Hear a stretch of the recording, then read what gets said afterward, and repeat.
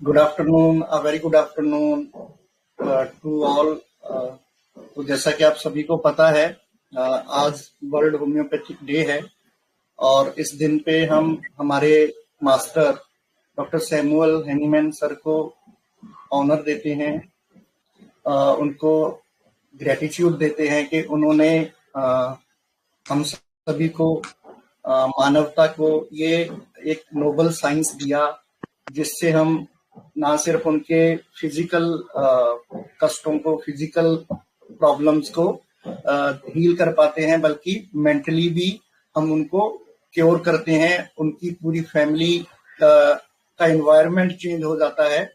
तो इतना नोबल और इतना ब्यूटीफुल साइंस देने के लिए हम सभी हमारे master doctor Samuel Hahnemann sir को बहुत ग्रेटिट्यूड देते हैं। तो उन्हीं के ऑनर में हम आज का ये सेशन करने वाले हैं। तो आज का ये जो सेशन है वो हमारे पंजाब से हैं डॉक्टर करमप्रीत मैम, वो होस्ट करने वाले हैं। लगभग 20 साल का एक्सपीरियंस है उनको होम्योपैथी में और वो बहुत सेल्फलेसली अपना नॉलेज और अपना एक्सपीरियंस पिछले काफी समय से शेयर कर रहे हैं। और मैं जब भी उनका वीडियो देखता हूं तो बहुत अच्छा लगता है। बहुत सिंपल तरीके से मैम उस रेमेडी के जो भी यूजफुल रूब्रिक्स हैं या ऐसे फैसेट हैं बहुत अच्छे से बताते हैं। तो आज हमको बहुत अच्छी लर्निंग होने वाली है। लास्ट टाइम जब हमने IHF में किया था तो हायोसाइमस के बारे में हमने उनसे सीखा था। तो मैं हम सभी की तरफ से करमप्रीत मैम का वेलकम करता हूं। वेलकम मैम, अ very good afternoon. Good afternoon doctor साहब, गुड आफ्टरनून सभी डॉक्टर्स को। थैंक यू डॉक्टर जी। और अनु मैम और जी बस अनु मैम और जितने भी सीनियर मेंबर्स हमारे साथ ऐड हुए हैं उन सभी का भी बहुत बहुत वेलकम है। जी ma'am, over to you. Thank you doctor Parveen. Good evening all doctors. Congratulations to all doctors on this World Homeopathy Day. Thank you Dr. Parveen, Dr. Rajiv, इस ऑर्गेनाइजेशन के लिए थैंक यू सो मच। और मैं जो हमारे senior doctors हैं, doctor अनु हैं, doctor Mangla, doctor Maan sir, doctor Jaswinder, मैं उनका तहे दिल से धन्यवाद करना चाहूँगी क्योंकि हमने बहुत कुछ सीखा इनसे। आज मैं जो भी हूँ, हमारे जो सीनियर्स हैं, जो हमारा संगरूर का ग्रुप है और पंजाब का ग्रुप है, बहुत ही अच्छा है, जिससे हम बहुत कुछ सीखते हैं एक दूसरे से। शेयरिंग और गेनिंग चलती रहती है। Thank you so much all doctors. और मैं आज इस दिन पे मैं जो रूब्रिक डिस्कस करना चाहूंगी वो है परसीवरेंस। तो हम इस दिन पे आज एक प्रण भी करेंगे कि हम परसीवर करेंगे इस सिस्टम के साथ, इस माइंड सिस्टम के साथ,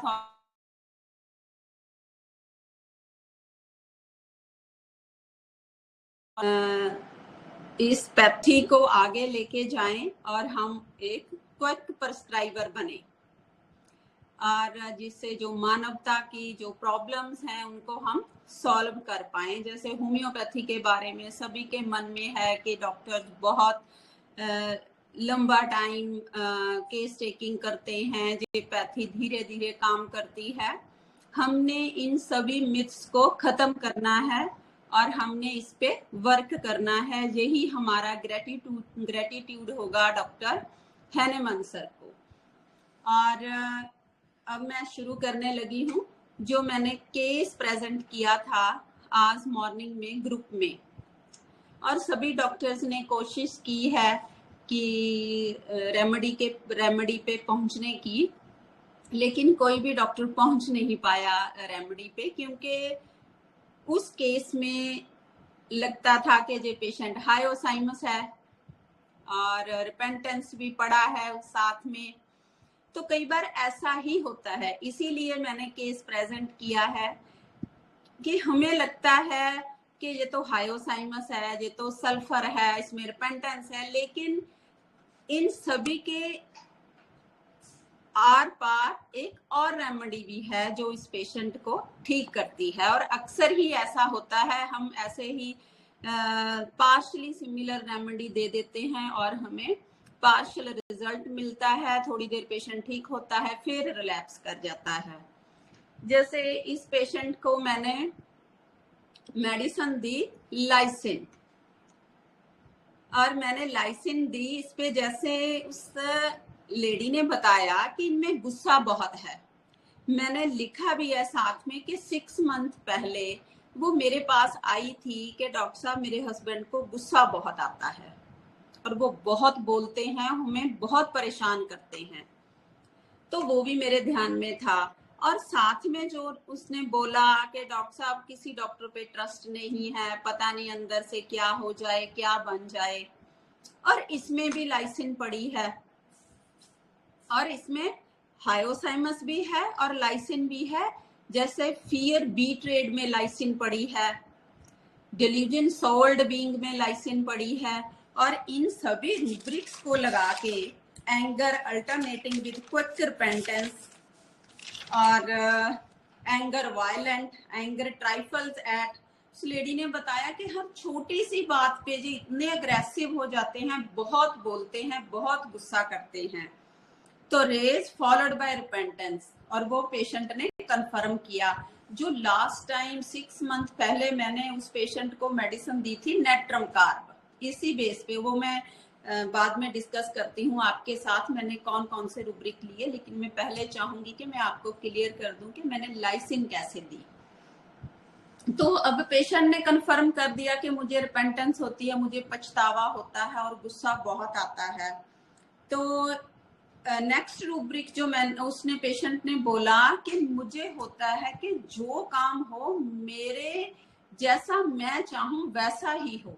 उसकी वाइफ ने बताया कि जी करते जैसे एक काम कर रहे हैं तो कहेंगे ऐसे ही करो, उनका डायरी फार्म का काम है, वो कहेंगे जैसे काम करना है, जैसे उनकी गाय वगैरह रखी हुई है, उनकी टेक केयर में भी जैसे करना है वो चाहते हैं वैसे ही करो, अपनी मर्जी से कुछ भी ना करो, जो चीज यहाँ रखनी है वहां ही रखो। तो मैंने जैसे उनकी पूरी पिक्चर लाइसिन के नजदीक थी, तो इसके साथ ही मुझे रूब्रिक मिला रिचुअलिस्टिक बिहेवियर। रिचुअलिस्टिक होता है कि जो जैसे करना है, जो हमारे रिचुअल्स बने हुए हैं कि हमने जैसे जैसे वो रिचुअल्स करने हैं हमने वैसे ही करने हैं, उसमें हम चेंज नहीं कर सकते।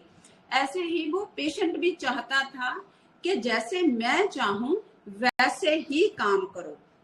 और लाइसिन मैंने फर्स्ट टाइम ट्राई की, और मैंने सोचा भी था कि देखते हैं रिजल्ट मिलता है या नहीं। मैंने ट्राई किया था क्योंकि कुछ फैमिलीज हमारे साथ ऐसे जुड़ जाती हैं, जैसे हम लॉन्ग टाइम से प्रैक्टिस करते हैं कि वो कहीं नहीं जाते, वो कोऑपरेट करते हैं।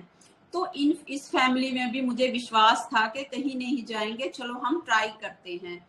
और नेक्स्ट डे ही मैंने उनको मैसेज किया कि कैसे आप, तो उस लेडी ने मुझे बताया कि आपने जो शाम को डोज दी थी उससे ही उनका पेन बंद हो गया और दोबारा पेन नहीं हुआ। तो मुझे लगा कि अब मेरी मेडिसिन सही है। तो आप देखिए इतनी सॉफ्ट एरिया पे इतना बड़ा बॉयल था और बिल्कुल ही पेनलेस रही हीलिंग। कितनी ग्रेट है होम्योपैथी। और जबकि डॉक्टर उनको बोल रहे थे कि इसको वैक्यूएट करके इसमें पट्टी डाल के इसकी रिकवरी करनी पड़ेगी, और इतने अच्छे तरीके से वो रिकवर हुआ। तो मैंने उस पेशेंट को लाइसिन 30 दी, और ये मैंने रूब्रिक लिए, fear be trade off being, fear sold off being, anger trifles at, anger violent, anger alternating with quick repentance, race followed by repentance and ritualistic behavior। तो आपको क्लियर है? कोई एनी डाउट इस medicine के बारे में? किसी को भी कोई डाउट है, कोई क्वेश्चन है तो आप बताइए, मैं आपको क्लियर करूंगी। जी बताइए, अगर किसी का कोई क्वेरी है लाइसिन को लेके। आप सेटिस्फाइड हो? आपको हजम हुई जे बात के ठीक है लाइसिन ही थी और हमारे सामने है इस पेशेंट का रिजल्ट। मैम रेज लिया था ना आपने, anger alternating with quick repentance लिया अपन ने, फिर rage followed by quick repentance लिया, मैम दोनों क्यों लिए ma'am? Rage followed by repentance, देखिए एंगर और रेज में यही डिफरेंस है कि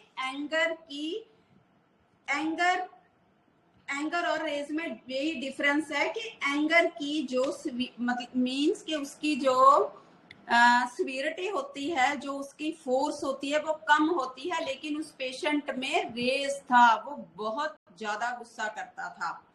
तो अगर हमें मिलते हैं रेज अल्टरनेटिंग रिपेंटेंस और एंगर, तो हम दोनों ही लेंगे, जिससे हमारी पिक्चर क्लियर हो जाएगी। क्योंकि जो रेज फॉलोड बाय रिपेंटेंस है उसमें 4 रेमेडीज हैं, लाइसिन, एनाकार्डियम, क्रोकस और मेडोराइनम। इस केस में मुझे रेज लगा क्योंकि वो इतना वायलेंट था, पूरे परिवार को उसने हिला के रखा हुआ था, इसलिए वो 6 मंथ पहले मेरे पास सिर्फ उसके एंगर के लिए आई थी। और अब दूसरे रूब्रिक स्पोर्टिव हो गए तो मुझे कंफर्म हो गया कि ये लाइसिन ही है। क्लियर है डॉक्टर साहब? Clear, thank you ma'am. Any doubt?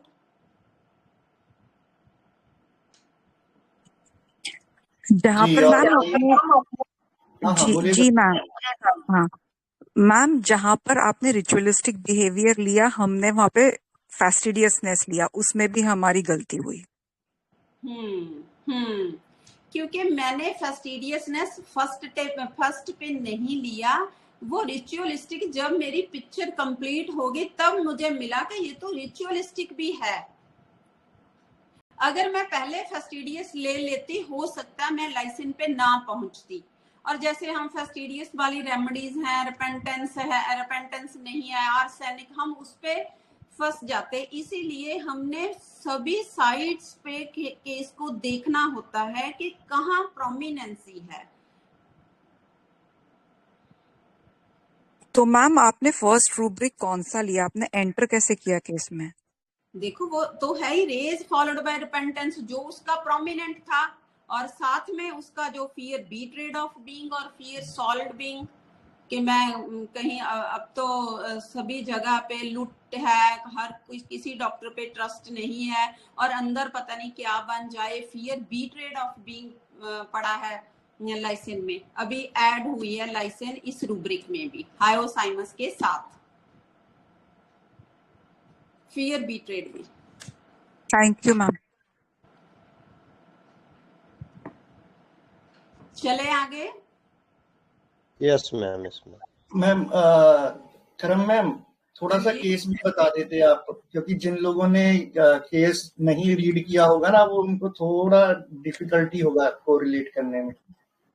Okay, उसका जो जीस्ट है तो वो बता दीजिए। केस हमने ग्रुप पे सेंड कर दिया है डॉक्टर साहब। जी, मतलब अब बीसी में ऐसे कुछ मेंबर्स होंगे ना जिन्होंने, हो सकता है कि केस ना पड़ा हो, जैसे आईएचएफ में हमने केस नहीं डाला था ना आपका, जस्ट बीसी का लिंक था। ओके, थोड़ा सा बता दीजिए जी। हाँ, ये केस है एक 53 ईयर ओल्ड पर्सन का, इसको बॉयल था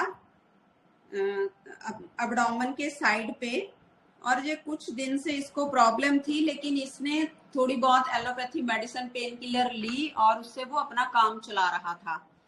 जब वो मेरे पास आया तो वो बढ़ गया था, डॉक्टर ने उसको बोला कि इसको वैक्यूएट करना पड़ेगा और फिर ड्रेसिंग करके इसको रिकवर करना पड़ेगा, और फिर वो मेरे पास आया और यही बोला कि डॉक्टर साहब मैंने ये नहीं लगता कि पता नहीं इससे क्या हो जाए। एक मिनट डॉक्टर साहब, मुझे लिखा हुआ कहाँ है केस, ध्यान। और उसको डर था कि कहीं कुछ और ही ना बन जाए, जो इस बॉयल है, जैसे वो कहता है कि मैंने सुना है कुछ भी हो जाता है, कुछ भी बन जाता है, कहीं जे खराब ना हो जाए। और मैं किसी एलोपैथी डॉक्टर्स के पास जाना नहीं चाहता, क्योंकि हर जगह लूट मची हुई है और हर कोई डॉक्टर अपने फायदे के लिए कुछ भी कह देता है, कुछ भी कर देता है, मैंने कहीं नहीं जाना। और साथ में उसकी वाइफ ने बोला कि इनमें गुस्सा बहुत है, जब बहुत गुस्सा करते हैं। और पेशेंट ने ऐड किया कि मुझे गुस्सा करने के बाद मुझे पछतावा भी होता है। और यही लेडी मेरे पास 6 मंथ पहले आई थी, उसने मुझे बताया था कि मेरे हस्बैंड बहुत गुस्सा करते हैं और घर में सभी को परेशान करके रखा है इन्होंने, और बहुत बोलते हैं, बहुत लड़ाई करते हैं कि तो तुम काम नहीं करते, मेरे अकॉर्डिंग काम नहीं करते, अच्छा काम नहीं करते। तो इस पे इनकी पूरा दिन बहस चलती रहती है, बहुत ही बोलते हैं और शाम तक चुप नहीं करते कई बार। तो इसने मुझे उस टाइम बताया था। तो इसीलिए मैंने इसके पेशेंट के एंगर को ज्यादा कंसीडर किया। और यही मेरा एंट्री पॉइंट था, रेज अल्टरनेटिंग विद रिपेंटेंस और एंगर अल्टरनेटिंग विद रिपेंटेंस और फियर सोल्ड ऑफ बीइंग, कि कहीं ये ना हो कि कुछ और ही कर दें। डॉक्टर्स तो अपने फायदे के लिए कर देते हैं, कुछ भी कह देते हैं, कुछ भी कर देते हैं। और बी ट्रेड बीइंग मैंने रूब्रिक लिए और इन सभी में लाइसिन आ रही थी। और एक रूब्रिक है रिचुअलिस्टिक बिहेवियर, कि जैसे मैं कहता हूँ वैसे वैसे ही करो। जैसे हमारे रिचुअल्स होते हैं कि जो हम मर्यादा उसमें अप्लाई करनी होती है, जैसे जैसे हमने करना होता है वैसे ही करना होता है। तो ये इसका मैंने रिचुअलिस्टिक बिहेवियर लिया और इसके बेसिस पे मैंने इसको लाइसेंस दी। और आप देखिए कि हमने रूब्रिक्स को इम्पोर्टेंस देनी है। ज्यादातर हम सोचते हैं कि लाइसेंस दूसरों से ही टॉर्मेंटेड होता है, delusion injured being surrounding, delusion tormented, बोल नहीं सकता। लेकिन यहाँ केस उलट है, उससे दूसरे परेशान हैं, उसके गुस्से से दूसरे परेशान हैं। और हमारे सामने है कि सिंगल डोज से हमें इतना अच्छा रिजल्ट मिला। और हम ऐसे रिजल्ट देखते हैं तो कॉन्फिडेंट फील करते हैं कि कितना अच्छा सिस्टम है और इतनी अच्छी रिकवरी हुई विदाउट एनी पेन, और बहुत ही अच्छा लगा मुझे। तो अब आपको क्लियर है पूरा case? Any doubt? No ma'am, no. Doctor Anu, doctor साहब, कुछ पॉइंट रह गया जो एक्सप्लेन करना? चलेंगे डॉक्टर साहब। चलो ठीक है डॉक्टर परवीन, आगे चले। Yes ma'am. और नेक्स्ट मैं बताना चाहूंगी कि मैंने पहले इस पेशेंट को कौन सी दवाई दी। मेरा ये मकसद है कि मैं कुछ मेडिसिन्स, आपको जो टिप्स हैं कुछ मेडिसिन्स के, वो मैं बताऊं। मैंने उस पेशेंट को पहले नेट्रम कार्ब दी जो उस लेडी ने मुझे बताया, जिसमें मुझे पार्शली रिजल्ट मिला। उसने आके कहा कि कुछ फर्क है डॉक्टर साहब, कुछ गुस्सा कम हुआ है, लेकिन कुछ अच्छी रिकवरी नहीं मिली थी। और मैंने नेट्रम कार्ब किस बेस पे दी? मैंने नेट्रम कार्ब इसके रूब्रिक्स लिए थे। उसने बताया कि हर छोटी सी बात पे जो लड़ने लग जाते हैं। क्वारलसम पुगनेशियस मीन्स, पुगनेशियस होता है quick to argue, quick to quarrel. Pugnacious, quarrelsome, pugnacious और लोकेस्टी एग्जॉस्टेड अंटिल। और उसने बताया कि इतना बोलते हैं, शुरू हो जाते हैं, बोलते ही जाते हैं, चुप ही नहीं करते। और इस speech nonsense, blasphemy means natrum carb के बहुत सारे रूब्रिक हैं। और अब्यूजिव फॉलोड बाय वीकनेस, जो मेरी इमेजिनेशन ही थी, मेरे पास पेशेंट तो आया नहीं, मैंने तो hit and trial method apply किया था जो मुझे पेशेंट ने बताया था। क्योंकि नेट्रम कार्ब बहुत ही क्वर्लसम रेमेडी है। एक साइड इसका विदड्रा ग्रेसफुली, चुप करता है, division between himself and others, और दूसरी साइड पे भी बहुत ही झगड़ालू किस्म का है नेट्रम कार्ब, बहुत बोलता है और क्वर्लसम पुगनेशियस है। इसके बेसिस में मैंने इस पेशेंट को नेट्रम कार्ब दी थी।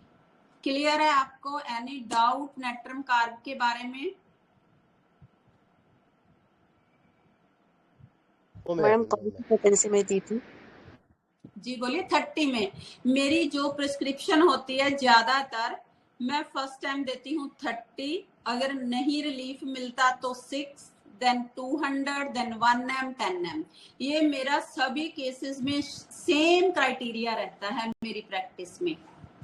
और मैं बहुत बार देखती हूँ, मुझे प्रैक्टिकल एक्सपीरियंस है कि मैंने जैसे फीवर का केस आया, मैंने उस पेशेंट को 30 में रेमेडी दी और साथ में मैं 6 में डोज देती ही हूँ।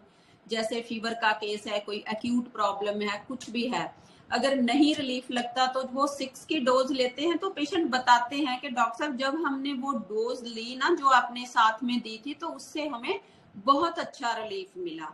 और मेरी प्रैक्टिस का ये ही क्राइटेरिया है। और हर केस में पहले 30, फिर 6, 200, 1 m, 10 m। और अगर 10 m में नहीं रिजल्ट मिला तो 0/1, 0/2 जो मैंने अभी स्टार्ट किया है, और उसमें भी बहुत अच्छे रिजल्ट मिल रहे हैं। और जहां मुझे लगता है कि जो पेशेंट की रेमेडी सही है, करेक्ट है, और उसमें मैं 0/1, 2 हर केस में दे के ट्राई करती हूँ और रिजल्ट भी मिलते हैं केसेस में। क्लियर है आपको नेट्रम कार्ब? और आज मैं एक और रेमेडी जो क्वार्लसम रेमेडी है, जो बहुत ही झगड़ालू किस्म की रेमेडी है, वो है मॉस्कस। वो मैं आपके साथ शेयर करना चाहूंगी। जैसे लाइसिन हो गई, लाइसिन में रिपेंटेंस रहता है पेशेंट को। नेट्रम कार्ब हो गई, नेट्रम कार्ब का पेशेंट बोलता ही रहता है जितनी देर तक वो थक ना जाए। और मॉस्कस की भी जो रूब्रिक्स हैं वो बहुत ही अच्छे हैं। और इसका एक तो मैंने केस डिस्कस किया था, आर्गुइंग फैसिलिटी। ये भी मैंने एक केस आपके साथ किसी ग्रुप में शायद डिस्कस किया था। आर्गुइंग फैसिलिटी जो हमें बहुत कॉमन मिलती है, वो मेरे पास एक लड़का आया था 18 साल का। ऐसे ही मैंने 1-2 मेडिसिन दी, कोई अच्छा रिजल्ट नहीं मिला, तो एक दिन उसकी मदर मेरे पास आई साथ में बच्चे के, लड़के के। उसने बहस करता है, ये बात को छोड़ता ही नहीं, जो बड़ा और छोटा भी नहीं देखता, कोई भी टॉपिक हो बस बहस करता रहेगा। और मुझे मॉस्कस से बहुत सॉरी और बहुत ही अच्छा रिजल्ट मिला था।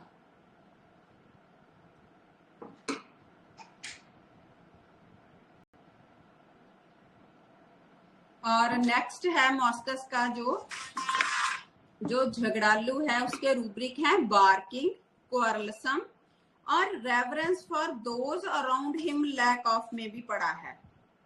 और abusive scolding until lips are blue, eyes stare and she faints। जब तक ये फेंट नहीं हो जाता मॉस्कस, तब तक लड़ाई करता ही रहता है। क्वारलसम एंगर विद वीपिंग, और साथ में रोएगा और साथ में लड़ेगा, और तब तक लड़ता रहेगा जब तक ये बिल्कुल इसकी फेंट की सिचुएशन ना आ जाए। ये है मॉस्कस। ये भी प्रैक्टिस में, ये भी जो झगड़ालू पेशेंट होते हैं उनमें हम यूज कर सकते हैं।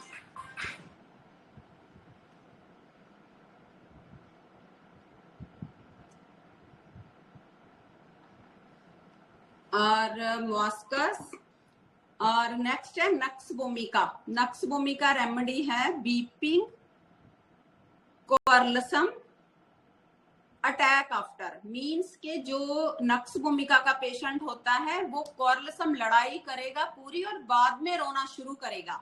जैसे हमने देखा मॉस्कस तो लड़ते लड़ते ही रोता रहेगा और बोलता जाएगा, लेकिन जो नक्स भूमिका है वो लड़ाई करके बाद में रोता है। जैसे हम जो लेडीज हैं उनमें हमें जो बहुत कॉमनली मिलता है, और ये बाद में रोएंगी और काम छोड़ देती हैं, लेजीनेस हो जाती है, एंगर वैक्सेशन आफ्टर, वो पूरा काम छोड़ देती हैं और बहुत रोती हैं। ये है नक्स भूमिका।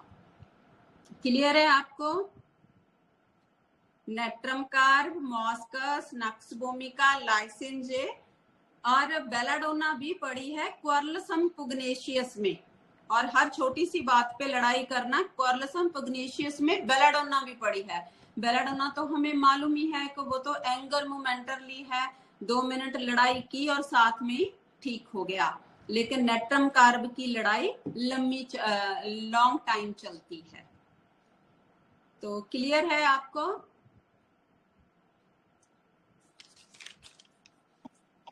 जी बताइए प्लीज। हाँ मैम। डॉक्टर परवीन।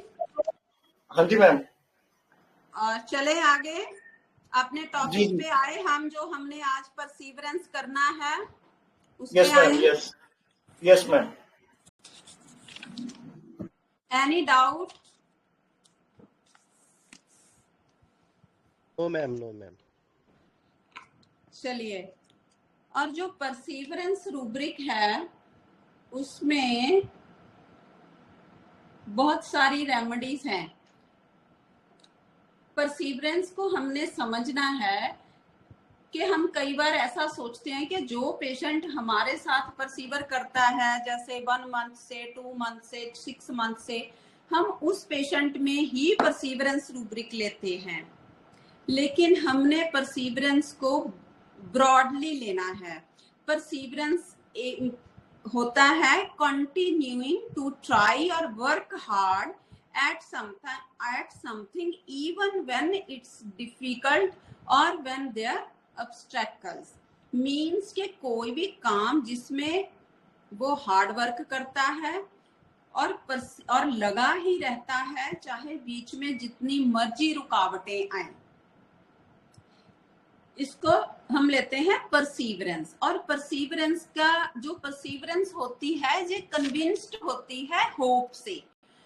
अगर किसी को होप है, उम्मीद है, तभी वो परसीवर करेगा। उसको परसीवरेंस प्लस होप है, इसीलिए वो अपने प्रोसेस पे चलता है।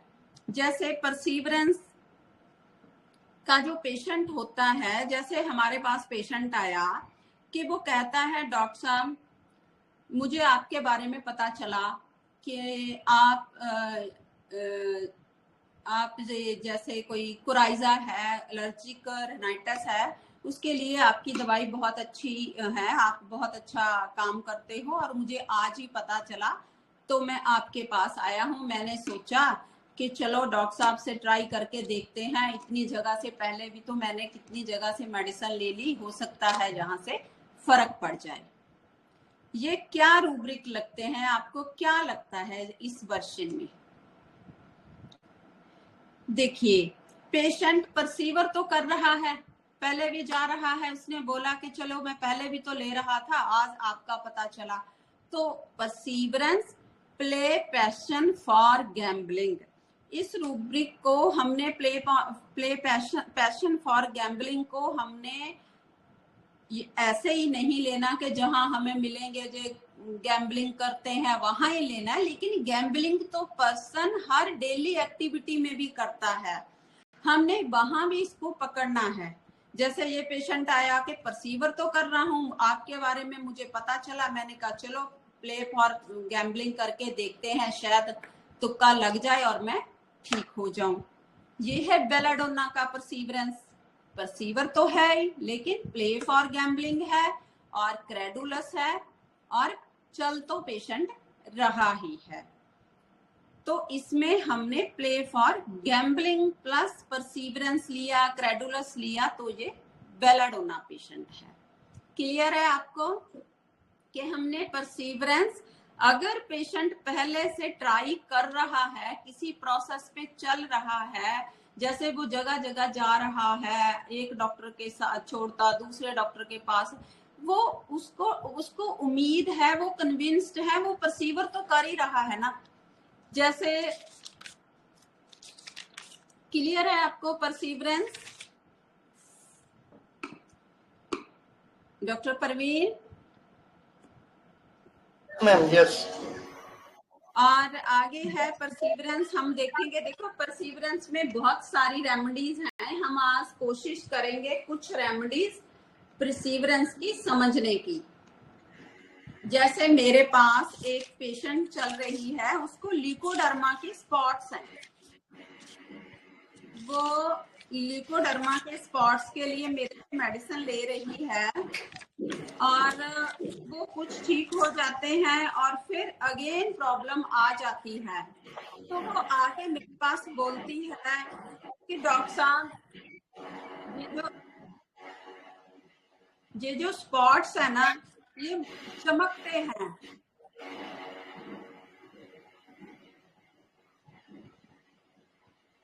ये स्पॉट्स है ना, ये चमकते हैं और छोटे छोटे स्पॉट्स हैं उसके हाथों पे। और जब वो मेरे पास आती तो इतनी घबराई, और वो मेरे पास 2 साल से कंटिन्यू आ रही है।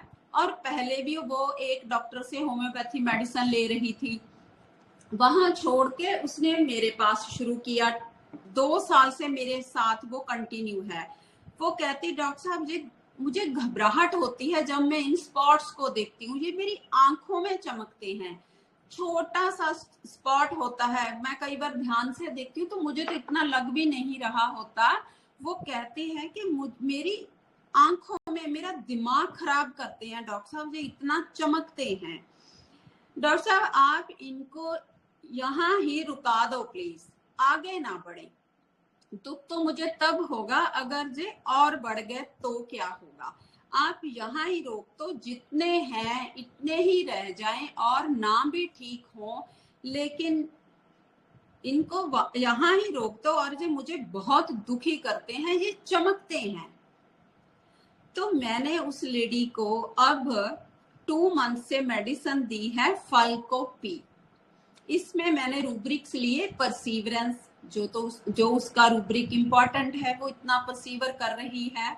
दूसरा है bed remain in desire to. Doctor साहब जितने हैं यहाँ ही रोक दो और मुझे नहीं चाहिए। और नेक्स्ट रूब्रिक मैंने लिया डिल्यूजन ऑब्जेक्ट्स, ग्लिटरिंग ऑब्जेक्ट्स। और इन सभी रूब्रिक्स में फाल्कोपी रेमेडी है। और आज भी उसका मुझे फोन आया मेडिसिन लेने के लिए, तो मैंने पूछा कि अब तेरे को कैसा लग रहा है। उसने बताया कि डॉक्टर साहब अब उतने चमकते नहीं है मेरे दिमाग में। आज एक स्पॉट मुझे लगा है भी हो रहा है, लेकिन उतना नहीं, रुक गया वो।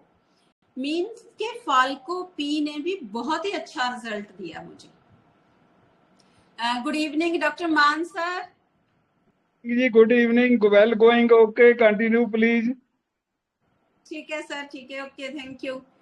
और फाल्कोपी ने बहुत ही अच्छा रिजल्ट दिया। मैंने रूब्रिक्स लिए परसीवरेंस, डिल्यूजन ऑब्जेक्ट, ग्लिटरिंग, और इसके साथ में बेलाडोना है, फाल्कोपी और बेलाडोना। और better men in desire to occupation diversion ameliorate. वो कहती है कि अगर मैं काम में लग जाती हूँ तो भूल जाती हूँ, लेकिन काम करते करते जब भी मेरे ध्यान में आते हैं तो मेरी आंखों में चमकते हैं। और वो केस बहुत ही अच्छा चल रहा है और उसके माइंड से भी निकल गया। सबसे इम्पोर्टेंट तो मुझे अच्छा ये लगा कि जो उसको घबराहट होती थी उनको देख के वो चमकते थे उसके दिमाग में, वो उसके दिमाग से निकल गया। क्लियर है आपको फाल्कोपी? Yes ma'am. और नेक्स्ट हम करेंगे मेडिसिन है arsenic album. Arsenic album remedy भी परसीवर करती है। ये ना बहुत ही कॉमन है, जो बिगिनर्स हैं उनके लिए इम्पोर्टेंट है। आप नोट करिए रूब्रिक्स को और वर्जन को। हमको मिलती है वर्जन्स ऐसे, और हम अगर हम नहीं जानते तो हम सुन ही नहीं पाते पेशेंट की बात के जे कौन सी मेडिसिन बोल रहा है। और हम उतना ही समझते हैं जितना हम जानते हैं। अगर हम अपना जानना बढ़ा दें तो हम समझने भी ज्यादा लग जाएंगे। तो आप इन सभी वर्जन्स को भी लिख के रखिए और साथ में रूब्रिक्स भी। और नेक्स्ट है आर्सेनिक। आर्सेनिक का पेशेंट हमारे पास आके कहता है कि डॉक्टर साहब अब मैं आपसे ही मेडिसिन लूंगा और मुझे उम्मीद है ठीक हो जाएगी। और कई बार हमें भी लगता है कि ठीक हो भी जाएगा या नहीं, लेकिन आर्सेनिक का पेशेंट कहता है कि डॉक्टर साहब मैं आपको छोड़ूंगा नहीं। अब तो मैंने आपको भी नहीं छोड़ना और इस प्रॉब्लम को भी नहीं छोड़ना। जितनी देर तक ये ठीक नहीं होती मैं उतनी देर तक मेडिसिन लेता रहूंगा। और ये है perseverance, rest can not until things in proper place. मैंने उतनी देर तक रेस्ट नहीं करना जितनी देर तक ये ठीक नहीं हो जाती और प्लस पॉजिटिवनेस आर्सेनिक में होती है। और मुझे 101% उम्मीद है डॉक्टर साहब ये ठीक हो जाएगी, आप इसको ठीक कर देंगे। और क्लिंगिंग भी है आर्सेनिक एल्बम में, और इस ग्रुप को हम बहुत ही अच्छा मल्टीपल टाइम्स प्रैक्टिस में अप्लाई किया और रिजल्ट मिला। क्लियर है आपको आर्सेनिक एल्बम? यहाँ होता है rest can not enter things in proper place. Clear है आपको? हाँ मैम। Yes ma'am. चलिए आगे करते हैं। ब्राइनिया का परसीवरेंस। ब्राइनिया पेशेंट कैसे परसीवर करता है? मेरे पास एक केस आया, उसको इरप्शंस थी, पूरी बॉडी पे खारिश थी और वो बहुत देर से एलोपैथी मेडिसिन ले रहा था पेशेंट, और वो कोशिश कर रहा था। उसने मुझे बताया कि डॉक्टर साहब मैं बहुत देर से मेडिसिन ले रहा हूँ लेकिन कुछ फर्क नहीं पड़ रहा, कुछ फर्क पड़ भी जाता है और दोबारा फिर हो जाता है। तो मैंने कहा आज कैसे मन हुआ आपका मेरे पास आने का, होम्योपैथ के पास आने का, जब आपकी एलोपैथी से नहीं फर्क पड़ा? तो उसने बताया कि डॉक्टर साहब मैं एलोपैथी खा के अक गया हूँ, अब मैं चाहूंगा कि मैं होम्योपैथी खाऊं। मैंने कहा क्यों, होम्योपैथी क्यों खाऊं? कहता ये खानी भी इजी है और मुझे मालूम है कि होम्योपैथी से टाइम ज्यादा लगेगा, इससे टाइम लगेगा, उससे मुझे रिलीफ मिल जाता है एलोपैथी से, लेकिन मुझे पता है कि इसमें मुझे सफरिंग रहेगी, जल्दी रिलीफ नहीं मिलेगा, और मैं चाहूंगा कि मैं होम्योपैथी ही लूं क्योंकि होम्योपैथी इस प्रॉब्लम को जड़ से खत्म कर देगी और पूरी तरह से ठीक कर देगी, और जो मुझे खानी भी इजी है। बस फर्क यही है कि एलोपैथी से मुझे जल्दी रिलीफ मिल जाता है, इससे मुझे लेट रिलीफ मिलेगा और मैं थोड़ा परेशानी में जाऊंगा लेकिन लॉन्ग रन में फायदे में रहूंगा। ये है ब्राइनिया की version. Bryonia patient chooses the lesser evil करता है। वो कंपैरिजन किया उसने होम्योपैथी और एलोपैथी में, परसीवर तो कर ही रहा है, वो तो उसका प्रेजेंट ही है, और साथ में उसने सोचा कि मुझे कौन सा सिस्टम फायदेमंद रहेगा, किसमें मुझे ज्यादा फायदा है। लेकिन नुकसान तो उसको छोड़ने में भी है क्योंकि उसको सफरिंग होगी, लेकिन उसने सोचा कि उस होम्योपैथी में मुझे ज्यादा फायदा है। एक तो इसका ये गरमाइश नहीं करती, एलोपैथी मुझे गरमाइश करती है, डिल्यूजन इंजर्ड बीइंग में ब्राइनिया पड़ी है, और होम्योपैथी में टाइम लगेगा और मुझे जल्दी रिलीफ नहीं मिलेगा, लेकिन लॉन्ग रन में मुझे फायदा होगा। इसीलिए ब्राइनिया पेशेंट परसीवर करता है। क्लियर है आपको ब्राइनिया का परसीवरेंस? क्या वर्जन बोलेगा वो आके कि कंपैरिजन करेगा वो दो चीजों में, जिसमें उसको एक में थोड़ा ज्यादा फायदा लगेगा, चूजेस द लेसर इविल, जो कम खतरनाक है वो चूज करेगा। ब्राइनिया से इतना अच्छा केस ठीक ही हुआ, वो बहुत ही। और डॉक्टर करम mean chooses the lesser evil ना? हाँ जी हाँ जी हाँ जी हाँ जी हाँ जी हाँ जी, मीन्स के उसने चूजेस लेसर इविल किया कि दोनों के कंपैरिजन में मुझे कौन सा सिस्टम ठीक रहेगा ना, कि इसमें टाइम तो लगेगा लेकिन ठीक मैं पूरी तरह से हो जाऊंगा। चूजेस द लेसर इविल और बार्गेनिंग की परसीवर कर रहा है ब्राइनिया का पेशेंट। क्लियर है आपको?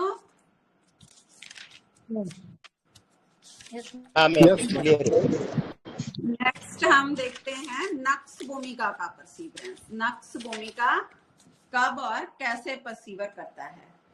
नक्स भूमिका पेशेंट परसीवर करता है क्योंकि वो पॉजिटिव होता है, उसको यही है कि 101% ठीक हो जाएगा। वो क्यों ठीक करना चाहता है? क्योंकि जो नक्स भूमिका का पेशेंट होता है वो अपने आप को सिक महसूस करना उसको अच्छा नहीं लगता, इसीलिए उसको इम्पेशंस, कोराइजा फ्रॉम स्लाइट भी, उसको कोराइजा भी हो गया तो वो भी उसको परेशान करता है, उससे वो लिमेंटिंग करता है, उससे वो कंप्लेनिंग करता है, और डिल्यूजन पुअर फील करता है नक्स भूमिका। Delusion sick being work can not, क्योंकि नक्स भूमिका आर्डेंट होता है और नक्स भूमिका काम बहुत करता है, तो उसको ये अच्छा नहीं लगता कि उसकी परफॉर्मेंस कैपेसिटी कम हुई, उसकी क्वालिटी ऑफ वर्क कम हुआ, वो नहीं चाहता, इसलिए वो मेडिसिन लेता है और इम्पेशंस होता है कि मैं जल्दी ठीक हूँ, और वो डिल्यूजन, पुअर और फियर पॉवर्टी में नहीं जाना चाहता। वो नहीं चाहता कि उसकी जो हेल्थ वीक हुई है उससे ज्यादा कम हो, उससे और वीक हो। और दूसरी बात, जो नक्स भूमिका पेशेंट होता है वो फैस्टिडियस होता है, वो anger objects are not on proper place. उसको ये चाहिए कि वो हर चीज अपनी जगह पे हो और वो हर काम अपने तरीके से करना पसंद करता है, और वो उसको शांति भी तभी मिलती है जब वो अपने तरीके से काम करता है, क्योंकि दूसरों का उसके काम किया पसंद नहीं आता। इसलिए वो कहता है कि डॉक्टर साहब कोई काम करता ही नहीं, मुझे ही मरना पड़ता है, मुझे ही करना पड़ता है। इसीलिए मैं चाहता हूँ कि मैं हेल्दी रहूं, मैं तंदुरुस्त रहूं और मैं अच्छी जिंदगी जीऊं। इसको कहता है कि मेरी जो जिंदगी है बहुत अच्छी रहे और क्वालिटी दायक रहे और मैं परफेक्ट हेल्थ में रहूं। Delusion die, he must die. Nux भूमिका को लगता है कि और कोई मेरे तरीके से काम ही नहीं कर सकता, और मैं जो काम करता हूँ मैं परफेक्ट काम करता हूँ, और मैं चाहता हूँ कि मुझे कोई हेल्थ इशू ना रहे, क्योंकि इसमें एंगर इंटरप्शन भी है। अगर इसके काम में रुकावट आती है, परेशानी आती है, तो इसको खिंच आती है, irritability, pain during spoken hours to being, और इसको शांति चाहिए। इसीलिए नक्स भूमिका परसीवर करता है और इम्पेशंस होता है ठीक होने के लिए। जैसे इसको पेन भी हो गई तो भी जो इम्पेशंस हो जाएगा। और जैसे हमने प्रैक्टिस में देखा, मान सर के साथ हम रहे कितना टाइम, कितने पेशेंट्स में देखा कि जो पेशेंट मेडिसिन ले गए और दूसरे दिन दोबारा फिर आ गए, डॉक्टर साहब ये तो ठीक नहीं है और दवाई दो, इम्पेशंस पेन फ्रॉम नक्स भूमिका दी, और साथ में लिमेंटिंग थी, कंप्लेनिंग थी, तो बहुत ही अच्छा रिजल्ट मिलता था। तो ये है नक्स भूमिका। क्लियर है आपको? Any doubt? मान सर कुछ और ऐड करना चाहोगे सर?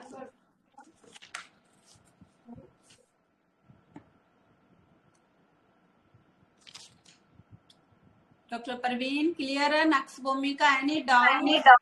Yes ma'am, yes. और चले नेक्स्ट। Yes ma'am. और नेक्स्ट हमने मैम प्लीज आर्सेनिक और नक्स भूमिका में बताएंगे। आर्सेनिक और नक्स भूमिका में डिफरेंस बताएंगे। ओके मैम परसिवरेंस आर्सेनिक में भी होता है ना कि सामान वो इधर से उधर रख देता है कोई, तो उसको अच्छा नहीं लगता। हाँ, रेस्ट तो can not when the things are not in proper place.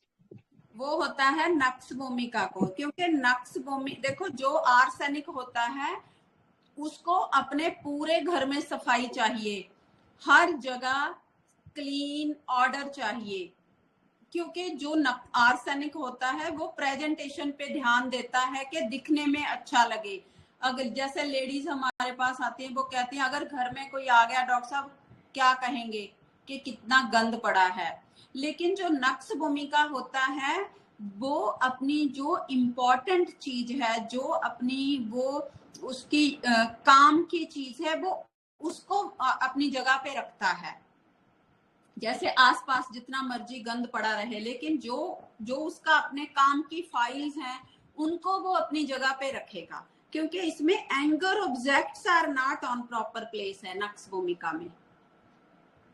और आर्सेनिक एल्बम में फेस्टिडियसनेस, जर्नल फेस्टिडियसनेस है, और rest can not until things in proper place है। और जो नक्स भूमिका का होता है वो तो अपने आप रख देता है। आर्सेनिक में फियर नोज का ड्रॉप भी है ना, जैसे आप कह रहे हैं कि उसको पता है कि कहीं मेरी ना हो जाए, बेइज्जती ना हो जाए, बेइज्जती ना हो जाए। अगर कोई घर में आ गया तो क्या कहेंगे लोग, फियर नोज कट ऑफ, जो मेरी इज्जत है वो खराब हो जाएगी। इसलिए आर्सेनिक पूरी प्रेजेंटेशन पे जाता है। जी सर, क्लियर है डॉक्टर साहब? Okay, Yes, thank ma'am. You, thank you. Yes ma'am.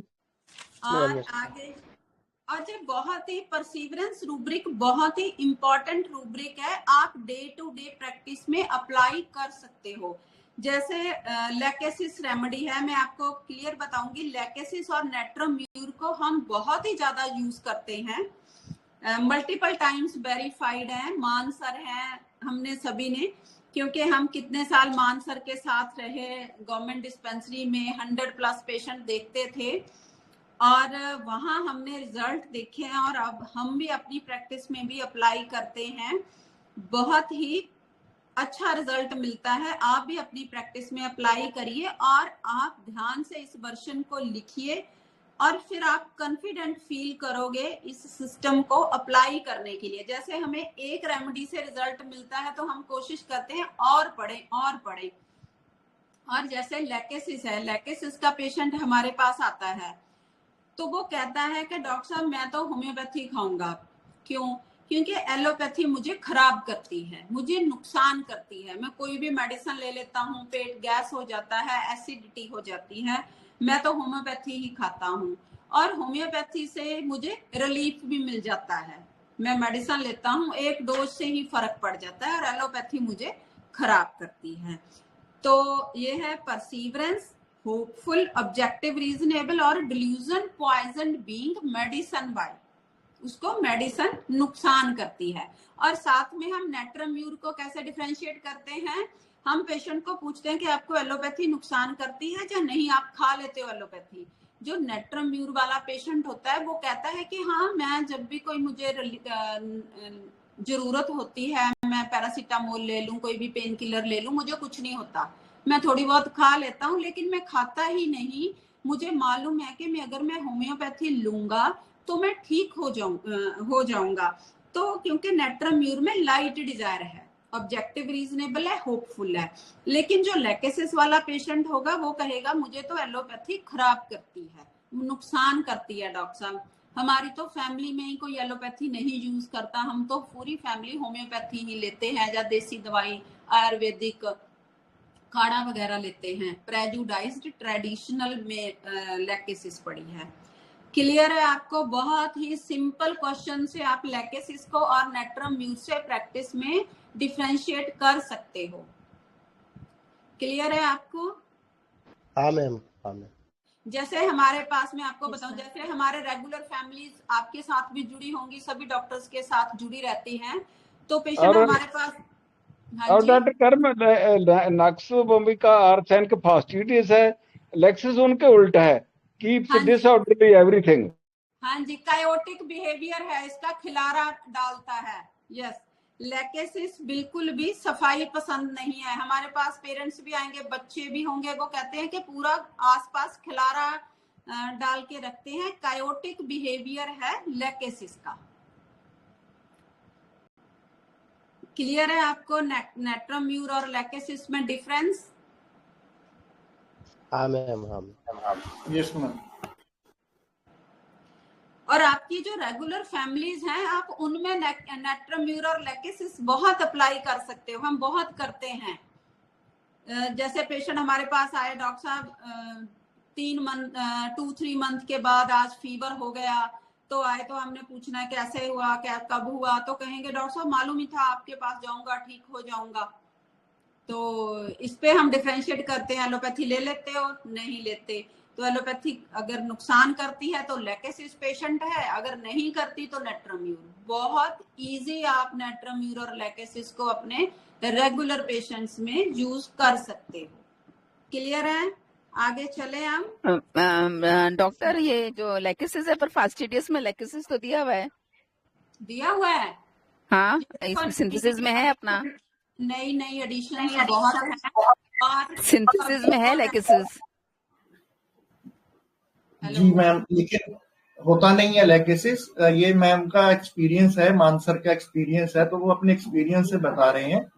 होता नहीं है, अभी रिसेंटली किया होगा अगर किया भी है। नहीं, ये डॉक्टर परवीन, ये समटाइम्स, क्योंकि हर रेमेडी के एस्पेक्ट्स होते हैं, कभी वो फैस्टिडियस है, कभी वो कायोटिक है। हो सकता है वो उस स्टेज पे पहुंचे, थोड़ी बहुत वो फेस्टिडियस में आ जाए, क्योंकि हर रेमेडी के अलग अलग फेसिट्स होते हैं। जैसे हम कॉकुलस को सोचते हैं कि वो गुस्सा बिल्कुल नहीं करता, लेकिन कॉकुलस में भी तो गुस्सा है, वो गुस्सा करेगा। तो ऐसे ही हर रेमेडी में अलग अलग स्टेट्स होते हैं, कब उसकी कौन सी स्टेज है हमने ये सोचना होता है, और हमें कौन से रूब्रिक मिल रहे हैं, हम कौन से रूब्रिक्स को जोड़ के मेडिसिन सेलेक्ट कर रहे हैं। हो सकता है, और हमने फेस्टिडियस में लेकेसिस अगर पड़ी है किसी स्टेज पे, वो हो सकती है फेस्टिडियस हो। कौन सी रिपोर्टरी में है मैं चेक करती हूँ। सिंथेसिस में है मैडम, सिंथेसिस में हो सकता है, हो सकता है, सब कुछ पॉसिबल है, क्योंकि हर रेमेडी के यस पड़ी है, हर रेमेडी के बहुत सारे एंट्री पॉइंट्स हैं, स्टेजेस हैं हर मेडिसिन की। जैसे जैसे आर्सेनिक एल्बम है, फर्स्ट स्टेज पे वो मेडिसिन लेना ही नहीं चाहता और एंड पे जाके वो इम्पेशेंस हो जाता है, कैरी डिजायर टू फास्ट में जाता है ना। ऐसे ही इसका भी हो सकता है, लेकेसिस का भी।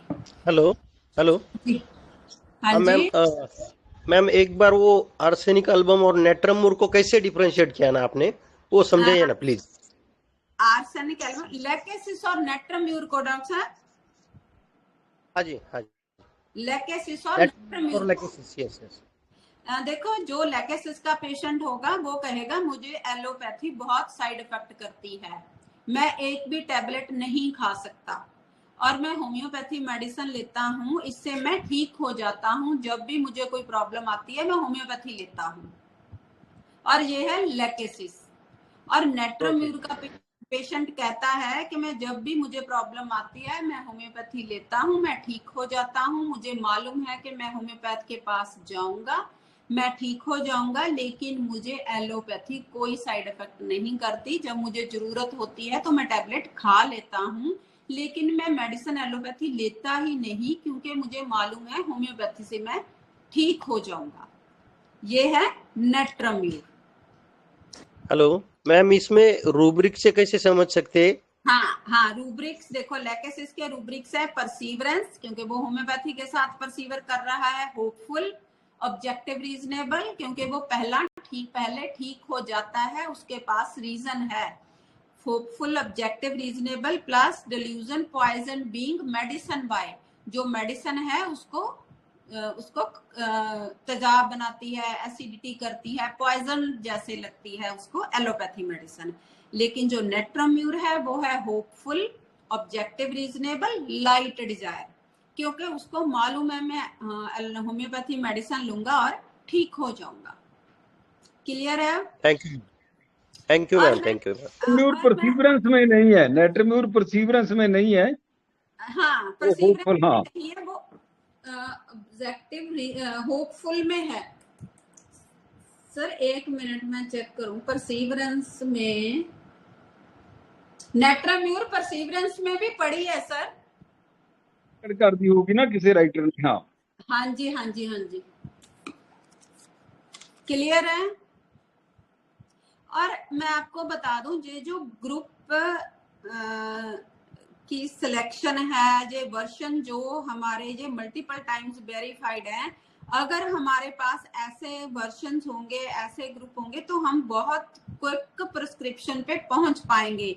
जैसे डॉक्टर एमएल सहगल सर थे, वो भी ऐसे ही हर रेमेडी का क्रक्स पकड़ते थे। जैसे उनके पास एक पेशेंट आया तो उसने बैठते ही बोला, डॉक्टर साहब आप मुझे मेडिसिन दे दो, अगर मैं ठीक हो गया तो मैं लाइनें लगा दूंगा।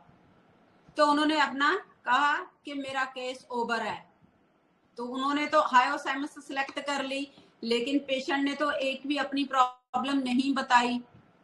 तो ये थी डॉक्टर सहगल सर का एक्सपर्ट सिस्टम, और वो नहीं देखते थे कि क्या सिम्टम है, वो उसका क्या नेचर है, क्या बिहेवियर है, वो इंसाइटिंग अदर आया रूब्रिक और हायोसाइमस ही है जिसने उसको कवर करना है। और हमने ऐसे ही हर रेमेडी में हर पेशेंट में ऐसे ही कोशिश करनी है कि हमारे पास ऐसे ही टिप्स हो और हम क्विक प्रिस्क्राइबर बने। ये ना हो कि जो पुराना चल रहा है कि होम्योपैथ से इतना टाइम केस टेकिंग करते हैं, इतना टाइम लेते हैं, होम्योपैथी इतना टाइम लेती है। हमने इस मिथ को तोड़ना है। हम कोशिश करें सभी डॉक्टर्स, हम ऐसे ऐसे टिप्स निकालें और उनको प्रैक्टिकली वेरीफाई करें और उनको नोट करें, दूसरे डॉक्टर्स के साथ शेयर करें कि हम इस सिस्टम को इजीली कॉम्प्रिहेंसिबल बना सकें। आपको आपके पास भी अगर ऐसे टिप्स हैं तो आप डिस्कस करें। जैसे मैं आपको एक और टिप देती हूँ, कल्केरिया कार्ब की टिप है। अगर आपके पास कोई भी आए और वो कहे कि ये किसी को बताना नहीं चाहता, मेरे पास एक बच्चे का केस आया, वो होगा 7-8 साल का, उसको इनवॉलंटरी स्टूल हो गया और साथ में इतना फीवर था और उसकी कंडीशन बहुत खराब थी। उसकी मदर ने मुझे बताया कि डॉक्टर साहब इसका बार बार स्टूल, अपने कपड़े इसके खराब हो रहे हैं, लेकिन इसने अपनी दादी और घर में किसी को भी पता नहीं चलने दिया कि मुझे इनवॉलंटरी स्टूल हो रहा है, और मुझे भी कह रहा है मम्मा किसी को नहीं बताना।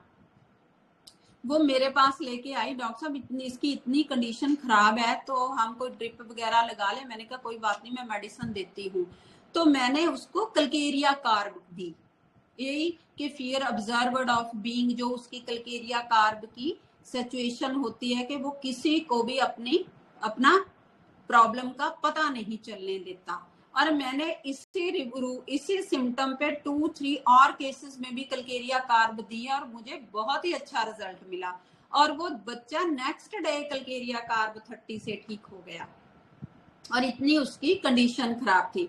हमें ऐसे ही सभी मेडिसिन के ऐसे ही टिप्स निकालने चाहिए, जैसे हायोसेमस का, इनसाइटिंग अदर्स, फियर, एक्स्ट्रावेजेंस, और हम तभी निकाल पाएंगे अगर हम प्रैक्टिस में अप्लाई करेंगे और ज्यादा से ज्यादा स्टडी करेंगे, इस एंगल से कि हम हर मेडिसिन के क्रक्स को समझें, हम हर मेडिसिन को समझें, जो उसका सिंगुलर है उसको हम जर्नलाइज्ड सोचे, उसका जर्नल बना के सोचे हम उसको। तो कल्केरिया कार्ब ऐसी रेमेडी है कि वो अपनी प्रॉब्लम को दूसरों से पता नहीं चलने देती। क्लियर है आपको? जी मैम जी। Yes ma'am. नेक्स्ट हम करते हैं एकोनाइट। एकोनाइट का पेशेंट भी परसीवर करता है। एकोनाइट का पेशेंट परसीवर करता है, लेकिन साथ ही साथ वो डॉक्टर से पूछता रहेगा, डॉक्टर साहब ठीक तो हो जाएगा ना? मैं तो वैसे ही पूछ रहा था कि ठीक हो जाएगा। लाइट डिजायर, क्योंकि उसको एंजाइटी डार्क है, उसको डर है अंदर, और अगर हम पूछे कि आप ऐसे क्यों पूछ रहे हो, डॉक्टर साहब मुझे तसल्ली रहती है, अगर आप कह देते हो कि ठीक हो जाएगा कोई बात नहीं, तो मुझे थोड़ा सांत्वना मिलता है। तो ये है anxiety, cold drink, ameliorate, carried and cared desire to be, और कम्युनिकेटिव एक्सपेंसिव। जैसे कुछ बच्चे होते हैं और उनको कोई प्रॉब्लम आई तो वो भाग के अपने मदर के पास जाएंगे और मदर को बताएंगे, मम्मा कह दे कोई बात नहीं बच्चे, मैं मेडिसिन दे देती हूँ, ठीक हो जाएगा, हम डॉक्टर के पास जाएंगे, ठीक हो जाएगा। तो एकोनाइट बच्चे को रिलैक्सेशन मिलती है क्योंकि उसको कैरीड एंड केयर्ड डिजायर है। और ऐसे ही जो पेशेंट परसीवर करता है एकोनाइट का, वो मेडिसिन ले रहा है और साथ में लाइट डिजायर, ठीक हो जाएगा डॉक्टर साहब, लेकिन वो अपना ट्रीटमेंट नहीं छोड़ता।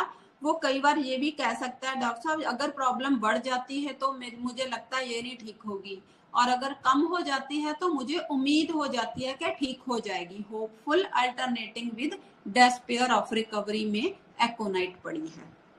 क्लियर है आपको एकोनाइट? Yes ma'am.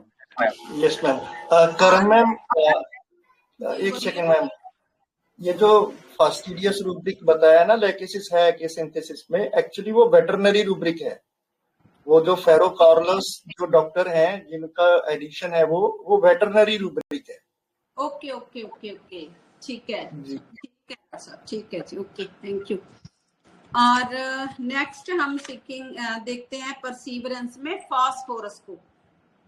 फास्फोरस का पेशेंट भी परसीवर करता है, वो कंटेंडेड होता है, वो चुपचाप मेडिसिन लेता रहेगा थोड़ी देर और फिर बीच में आकर कहेगा डॉक्टर साहब अगर थोड़ा फर्क पड़ जाए ना, थोड़ा भी मुझे आराम मिल जाए तो मुझे थोड़ा अच्छा लगे आपसे मेडिसिन लेना, थोड़ा फर्क पड़ जाए ना, जिससे तसल्ली तो हो जाए ना डॉक्टर साहब के मेडिसिन ले रहे हैं और फर्क पड़ रहा है।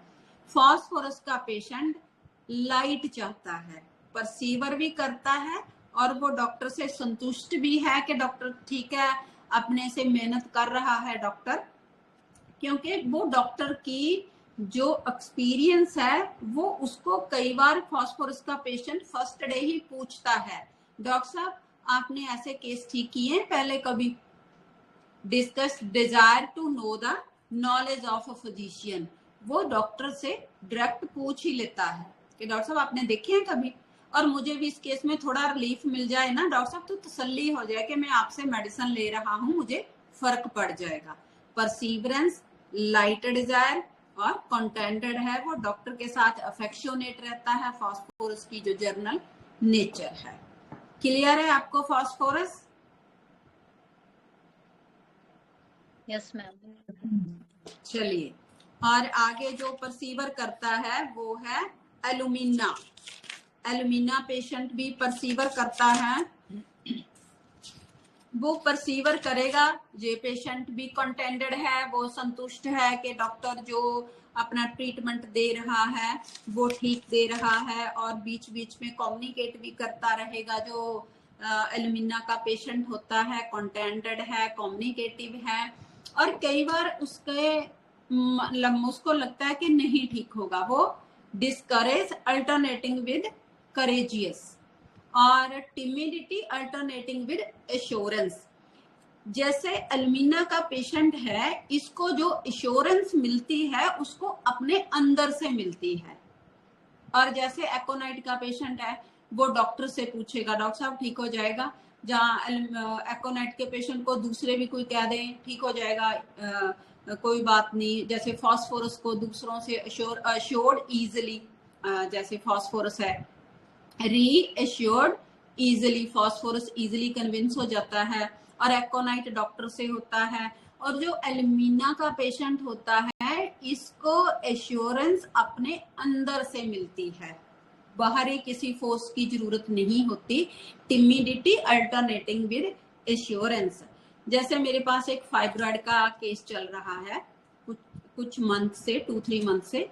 जब मेरे फादर बहुत बीमार थे तो उसकी कंडीशन बहुत ज़्यादा ख़राब हो गई, उसको बहुत ज़्यादा ब्लीडिंग शुरू हो गई, तो मैं अवेलेबल नहीं थी, तो उसकी मेरे साथ फ़ोन पे बात हुई, उसने मुझे फ़ोन किया, बाहर थी मैं, तो उसने मुझे बताया कि डॉक्टर साहब मैं संतुष्ट हूँ, आप ठीक काम कर रहे हैं, लेकिन मुझे रिलीफ नहीं मिल रहा। कई बार तो मुझे बहुत टेंशन हो जाती है, क्योंकि मैं पहले भी 6 मंथ होम्योपैथी कहीं दूसरे डॉक्टर से ली थी, उससे भी मुझे कोई फर्क नहीं पड़ा, तो मेरा मन डोल जाता है डॉक्टर साहब कि नहीं ठीक होगा।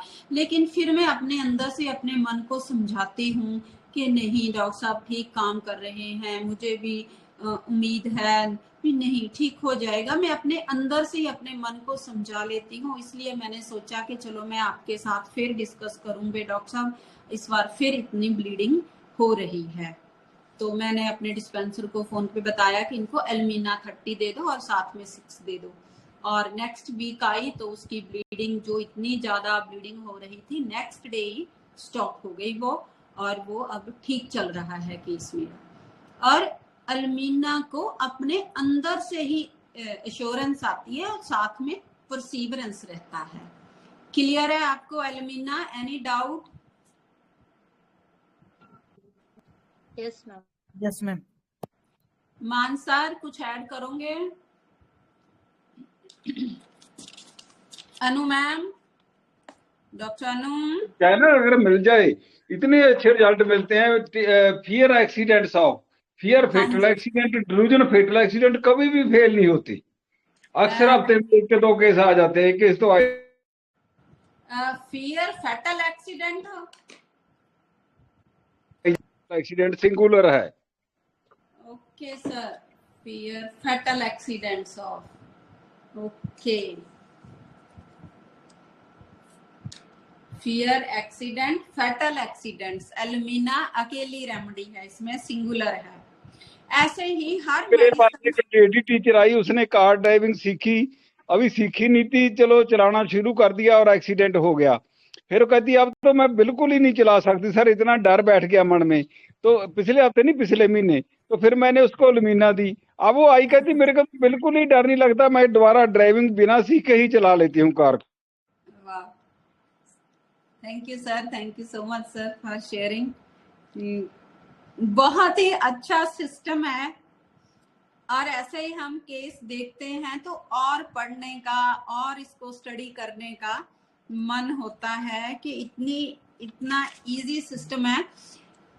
इजी भी नहीं है, स्टार्टिंग में जो बिगिनर्स हैं उनके लिए थोड़ा टफ है। जैसे डॉक्टर एम.एस. सहगल ने अपनी एक बुक में लिखा है कि ये सिस्टम ऐसा है, स्टार्टिंग में बहुत टफ लगेगा। बहुत सारे सभी डॉक्टर्स को लगता है, मुझे भी लगा था, और ऐसे मन करता है छोड़ दें छोड़ दें छोड़ दें। और मैं सभी को कहूंगी कि आप परसीवर करें, इसके साथ चलें। और डॉक्टर सहगल ने कहा है कि फर्स्ट स्टेज पे जो डिफिकल्ट लगता है और सेकंड स्टेज पे जाके ये कंफ्यूजिंग लगता है। जैसे अब सब मेजॉरिटी ऑफ डॉक्टर्स को कंफ्यूजन होती है, ये रूब्रिक कहाँ लिया, ऐसे क्यों लिया। हमारे दिमाग में एक वर्शन आती है और मल्टीपल रूब्रिक्स माइंड में आते हैं। ये कोई गलत बात नहीं है, ये अच्छी बात है। आपके रूब्रिक्स याद रहने लगे और आपके माइंड में स्ट्राइक करने लगे, और लेकिन आपको कंफ्यूजन है, आप सेकंड स्टेज पे पहुंच गए हैं। और जैसे जैसे आप रूब्रिक्स को अच्छी तरह से उनको समझ आएंगे कि उनकी वर्शन क्या होगी, उनके मीनिंग क्या होंगे, और आप जल्दी ही थर्ड स्टेज जिसमें आप एंजॉय करोगे और आपको इजी लगेगा सिस्टम, आप उसमें एंटर कर जाओगे। इसी उम्मीद के साथ हम सभी डॉक्टर्स, हम प्रैक्टिस इतने टाइम से कर रहे हैं, कई बार ऐसे केस अड़ जाते हैं कि बहुत ही मुश्किल लगता है। यही परसीवरेंस हमें एनकरेज करती है कि करो और पढ़ो और स्टडी करो। ऐसे ही मैं आपको भी कहूंगी कि आप भी परसीवर करते रहो परटेनिसिटी के साथ। जैसे डॉक्टर प्रवीण के साथ मेरी बात हो रही थी कि जो पेशेंट परसीवर करता है वो ओपन आईज से करता है, वो कन्विंस्ड होता है होप से कि वो चलता है एक उम्मीद से। लेकिन जो परटेनिसिटी वाला होता है वो आंखें बंद होती हैं उसकी और वो चिपक जाता है। जैसे स्ट्रामोनियम है, वो परटेनिसिटी के साथ, डॉक्टर के साथ चिपक जाता है, ये नहीं देखता डॉक्टर क्या करे, मुझे नहीं मालूम डॉक्टर साहब, carry desire to shoulder over, और मुझे आप ही कुछ करो, जो मर्जी करो, मुझे बताओ, मुझे बचाओ, वो क्लिंग कर गया। तो हमने भी ऐसी ही परटेनिसिटी और परसीवरेंस बनाना है इस सिस्टम के साथ। डॉक्टर कर्म, डॉक्टर प्रवीण समाना को बोलो कि वो कुछ बताएं, इतने अच्छे टीचर बन चुके हैं आप तो। हाँ जी, सही बात है। डॉक्टर प्रवीण, आप भी डिस्कस करो कुछ। Good evening Maan sir. Good evening, good evening जी सर, आप जैसे इतने सीनियर डॉक्टर्स के होते हुए सर, आप प्लीज अपना आशीर्वाद दीजिए, ब्लेसिंग दीजिए, आप गाइड कीजिए प्लीज, आप ऐड कीजिए। डॉक्टर प्रवीण, आप ऐड ऐसे नहीं है आपको, हमारे जो कहते हैं ना, जो अच्छे शिष्य होते हैं वो भी हमें सिखाते हैं, टीच करते हैं। आप बोलिए कुछ जरूर अपना एक्सपीरियंस। जी जी जी सर, करम मैम का एक बार कंप्लीट हो जाता है तो थोड़ा सा मैं ऐड करता हूँ। ऑलमोस्ट कंप्लीट ही है डॉक्टर साहब। जी मैम। और बस अब समाप्ति करना है हमने। और डिफरेंस की बहुत सारी आज हमने, मुझे उम्मीद है कि 10 रेमेडीज हमने कर ली। एक लाइकोपोडियम मैं करना चाहूंगी। लाइकोपोडियम का पेशेंट परसीवर करता है वो हेल्पलेस फीलिंग के साथ, वो कहता है कि अब कोई और चारा नहीं है, अब तो होम्योपैथी ही बची है कि मैं इस पे ही ट्रस्ट करूंगा और इसके साथ ही मैं चलूंगा और मैं यही मेडिसिन लूंगा। और परसीवर करता है हेल्पलेस, और साथ में है प्ले पैशन फॉर गैम्बलिंग कि क्या पता डॉक्टर साहब कहीं से कोई सही मेडिसिन लग जाए और मैं ठीक हो जाऊं, वो प्ले पैशन फॉर गैम्बलिंग करता है। और ambition means employ every possible, वो हर हद कंडा जूस करता है अपने आप को ठीक करने के लिए, और वो कहता भी है लाइकोपोडियम वाला कि मैं ठीक होके दिखाऊंगा, क्योंकि वो पावर चाहता है, वो अपने आप को ईगोइस्टिक है। ये है लाइकोपोडियम का परसीवरेंस। तो इसके साथ ही आज 10 रेमेडीज हो गई ऑलमोस्ट परसीवरेंस की, तो मुझे लगता है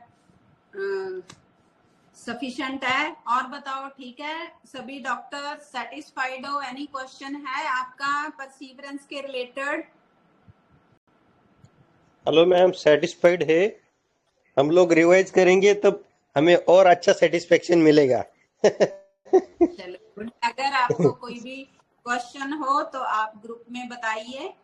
तो आप इन सभी जो हम करवाते हैं इसको बार बार स्टडी करो, और ऐसे ही हमने भी किया। जैसे हम मान सर के साथ रहे, उनकी डिस्पेंसरी में रहे, हमने ऐसे ही बार बार स्टडी किया, ऐसे ही रूब्रिक लर्न किए। पहले तो हमें ब्लाइंड फेथ करके रेक्टिफिकेशन टाइप करना पड़ता है, फिर हम इसको प्रैक्टिस में अप्लाई करा और फिर रिजल्ट मिले, तो अब हम कन्विंस्ड हो गए कि हाँ ये सिस्टम है, इस पे चलना चाहिए।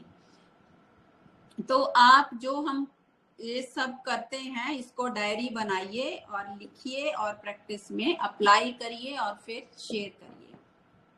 ठीक है? Any doubt? Ma'am no ma'am. Hello ma'am. हाँ जी। हेलो जी मैम, मेरा एक क्वेश्चन था। ये फाल्को के केस में आपने बेड रिमेन डिजायर टू कैसे लिया है? Bed remain in desire to, वो पेशेंट चाहता है कि बस जितने हैं डॉक्टर साहब, अगर जितने 10 स्पॉट पड़े हैं, बस ये ठीक भी ना हो तो भी कोई बात नहीं, इतने ही बच जाएं, बस 10 ही रह जाएं, नहीं ठीक होते ना सही जे आगे ना बढ़े। इसलिए मैंने bed remain in desire to के जो है बस जैसे है यहाँ ही रह जाए। Okay, thank you. Okay doctor साहब। डॉक्टर परवीन आप ऐड करिए। जी, बहुत ही बढ़िया सेशन रहा मैम आज का। और मतलब एक डीसी में 1 घंटे में आपने इतनी सारी रेमेडीज को जो उनका क्रक्स फीलिंग आपने बताया है, लाइसिन, नेटमकार्ब, वो जो स्टार्टिंग में आपने विद केसेस के एग्जांपल के साथ बताया है, वो सच में बहुत ही यूनिक था और एकदम हटके था। मतलब नेटमकार्ब को हम एक वो बोलते हैं ना कि डिग्निफाइड तरीके से वो गिव अप कर देता है ना, बहुत ग्रेसफुल रहता है। लेकिन जी जी जी जी लेकिन मतलब आईज ओपन करने वाला सेशन है आज का। सच में बहुत पर्सनली कहूँ तो मेरे को बहुत सीखने को मिला आज के आपके ये सेशन से, और ये बिल्कुल एकदम सच्चा ट्रिब्यूट है हमारे मास्टर सैमुअल हैनीमैन को। और फिर दूसरा जो परसिवरेंस की रेमेडीज को लेके जो आपने एक्सपीरियंस शेयर किया है, वो भी बहुत बेशकीमती है, बहुत ही यूजफुल रहेगा सभी को उनकी प्रैक्टिस में। एकदम प्रैक्टिकल टिप्स दिए हैं आपने, इसमें थ्योरी का पार्ट नामात्र ही था, सब प्रैक्टिकल टिप्स ही हैं।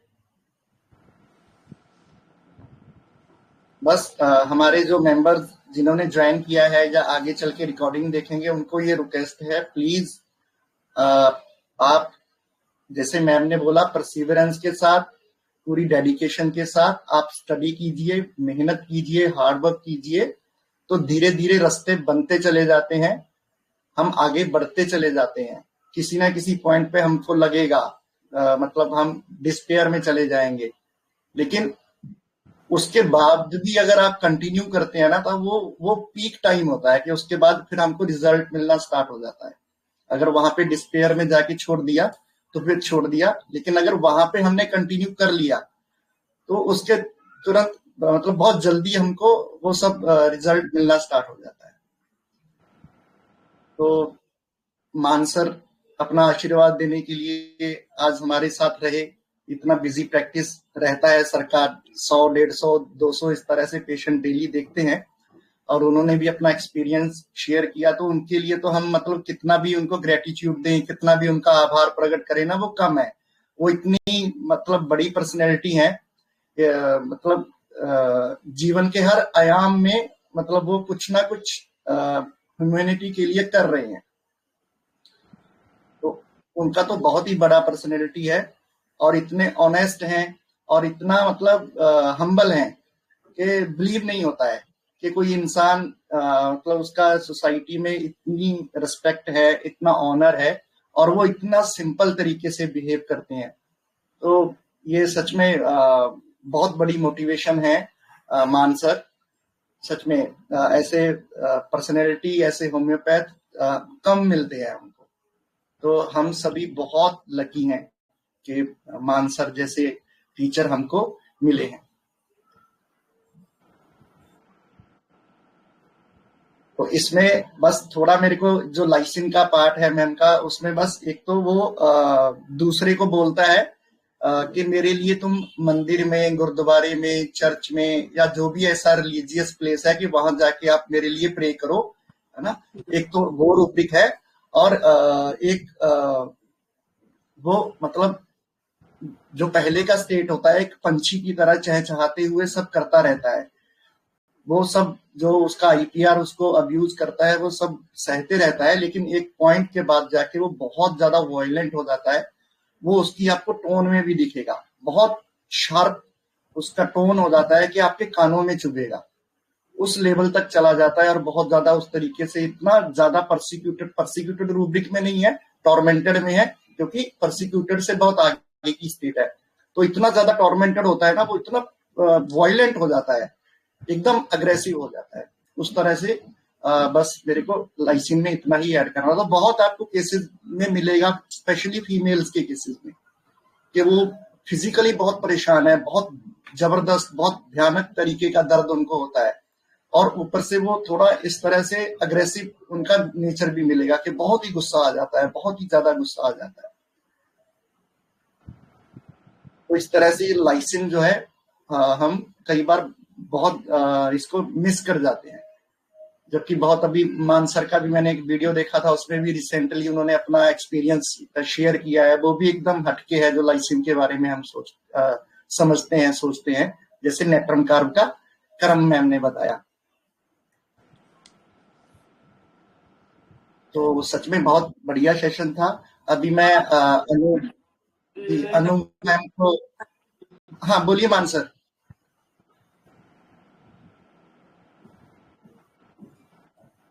मान सर आप कुछ ऐड कर रहे हैं?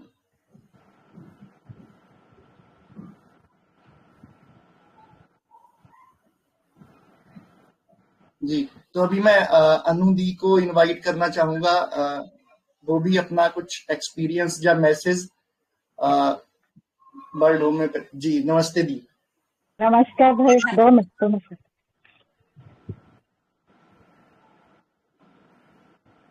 वो अनु भी बीच में है, रह ही गए थे। Hello Anu, doctor Anu.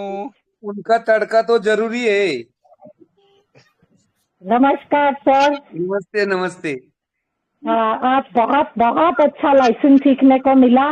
Happy honeymoon day to all of you.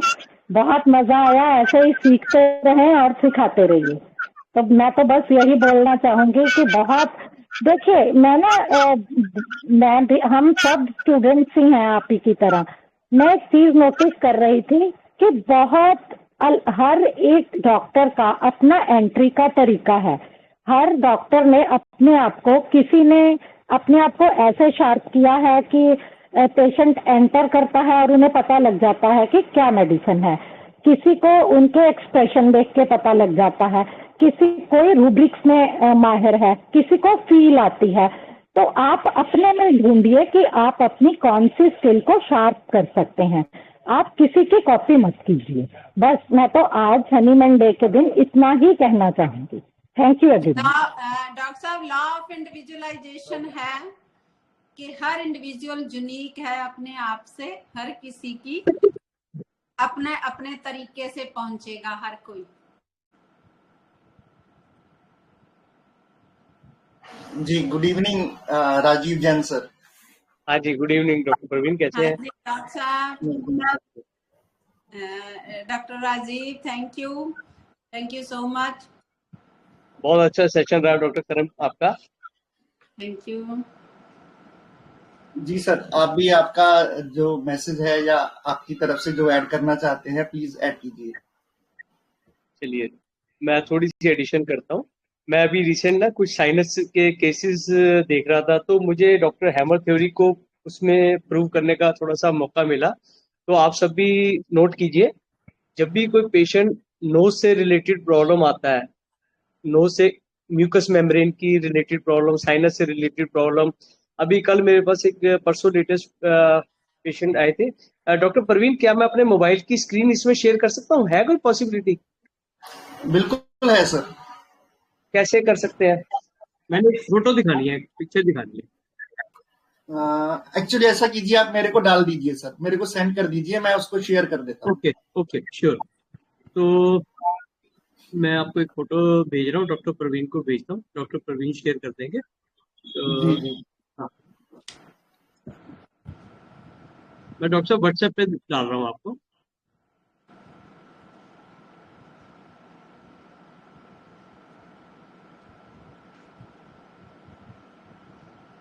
Ji doctor साहब, मैंने आपको डाल दिया है, ठीक है।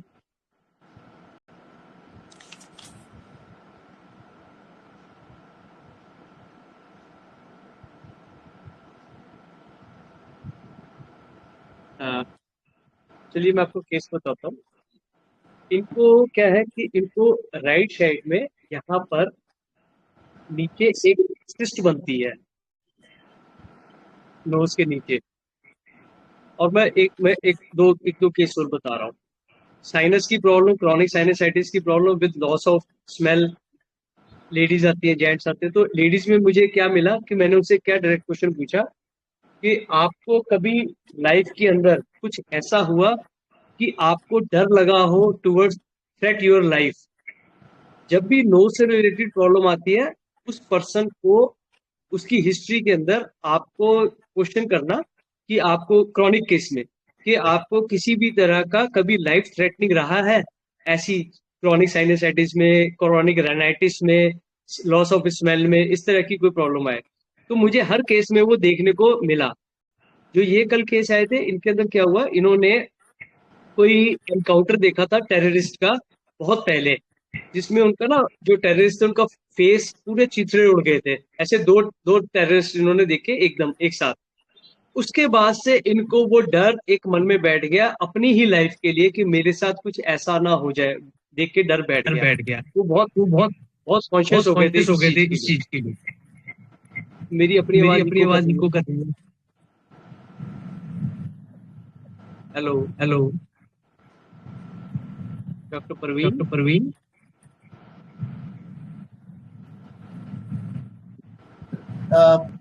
फोटो दिखाई दे रहा है जो आपने भेजा है, मैं उसको ग्रुप में डाल देता हूँ, मेंबर्स ग्रुप में देख लेंगे। चलिए ठीक है। हाँ, ग्रुप में डाल दिया सर मैंने। वहां पर मेरी पर डॉक्टर मेरी आवाज पहले नहीं थी। जी अब नहीं करेगी। चलिए ठीक है।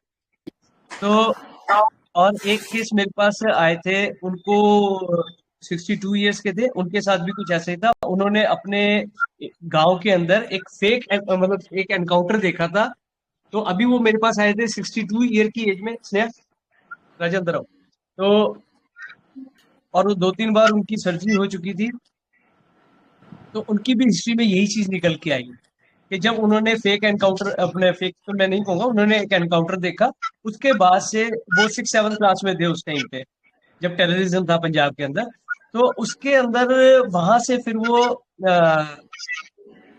5-6 दिन के लिए, कुछ दिनों के लिए उन्होंने अपने जो खेत में रात को सो जाते थे, उन्होंने वहां पे भी जाना उन्होंने छोड़ दिया।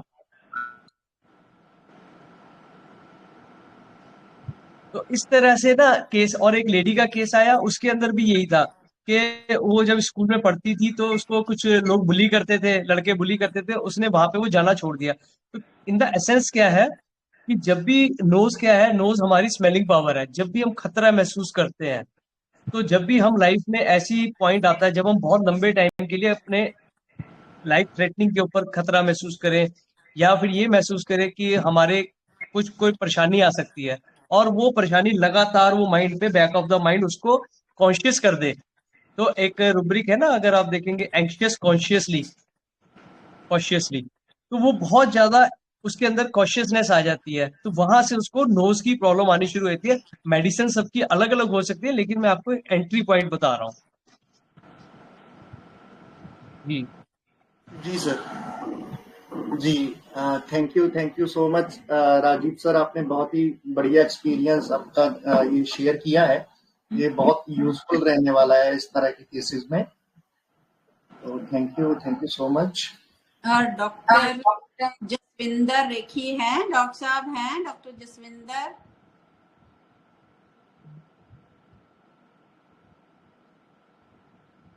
नहीं है doctor.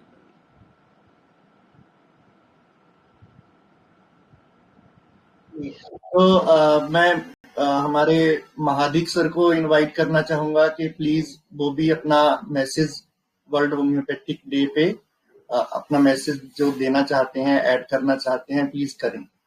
MB Mahadik sir. Thank you. Starting with gratitude to Dr. Samuel Hahnemann for boon. This is homeopathy is a boon to human being. हम सबके लिए एक वरदान है ये होम्योपैथिक साइंस, और बहुत बहुत शुक्रिया आपने ये पहल की है बिगिनर्स के लिए, तो बहुत अच्छा है। All the best. Thank you sir. जी thank you sir. Alok Patel sir हैं हमारे रिस्पेक्टेड मेंटर हैं वो भी, तो आलोक सर अगर आप कुछ ऐड करना चाहते हैं, आपकी तरफ से जो मैसेज देना चाहते हैं, आपका वेलकम है sir. Good evening. Thank you sir, thank you, very very good evening sir, very good evening ma'am, very good evening Mahadik sir and all. Rajiv sir, very good evening sir. तो महादिक सर ने तो कह ही दिया है मेरे मन की बात की जो आज का दिन है। वैसे हम हर दिन एनिमल बर्थडे हर दिन सेलिब्रेट करते हैं, क्योंकि उनकी जो टीचिंग्स है हम पेशेंट की लाइफ में एक अलग चीज दे देते हैं, जो मतलब पेशेंट से उसको वापस उसकी जो ओरिजिनल स्टेट है, हेल्दी स्टेट, वहां तक हम पहुंचा देते हैं। और यही कर करके हम मैं समझता हूँ कि जो जो श्रद्धांजलि है हैनीमैन साहब के लिए ना, यही सबसे बड़ी श्रद्धांजलि होगी कि हम एक राइट पाथ में प्रैक्टिस करके पेशेंट की जो पेशेंट के लिए जो सेवा है हमारी, वो हम करते जाएंगे, तो यही एक्चुअल श्रद्धांजलि होगी हैनीमैन साहब के लिए। बस मैं इतना ही कहना चाहता हूँ। Thank you. मैं एक बात कहना चाहता था, मैं पता नहीं किसी ने अभी वो बात की है या नहीं की है। डॉक्टर मान सर का मैं स्पेशल थैंक्स करना चाहूंगा कि उनके बहुत एफर्ट्स लगे हैं, और पंजाब के अंदर गवर्नमेंट होम्योपैथी कॉलेज बहुत ही जल्द खुलने जा रहा है, और इसके पीछे डॉक्टर मान सर का बहुत बड़ा योगदान है। तो डॉक्टर हैनेमन के तो सच्चे भगत हमें जो नजर आ रहे हैं ना, वो आज की डेट में डॉक्टर मान सर ही है। पंजाब का मान है doctor Maan sir.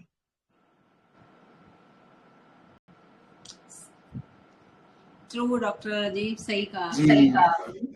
Great news sir. और मान सर के बारे में जो आप बोल रहे हैं वो एकदम सही है, मतलब ये फॉर्मेलिटी के लिए नहीं है, जब बड़ा चढ़ा के नहीं है, वो सच में बहुत बड़ी पर्सनैलिटी है सर। और जीवन के हर फील्ड में उनका अपनी समाज में, अपनी सोसाइटी में, अपनी फ्रेटर्निटी में उनका सच में जो कंट्रीब्यूशन है वो बहुत बड़ा कंट्रीब्यूशन है। बिल्कुल। तो अभी मान सर से पहले मैं मनोज जायसवाल सर हैं, वो भी एक सीनियर होम्योपैथ हैं, हमारे मोस्ट सीनियर रिस्पेक्टेड मेंटर हैं, तो उनको भी मैं इनवाइट करना चाहता हूं कि अगर आज के इस पावन दिन पे वो अपनी तरफ से जो कुछ ऐड करना चाहते हैं, हम लोगों को मैसेज देना चाहते हैं। Welcome Manoj sir, good evening.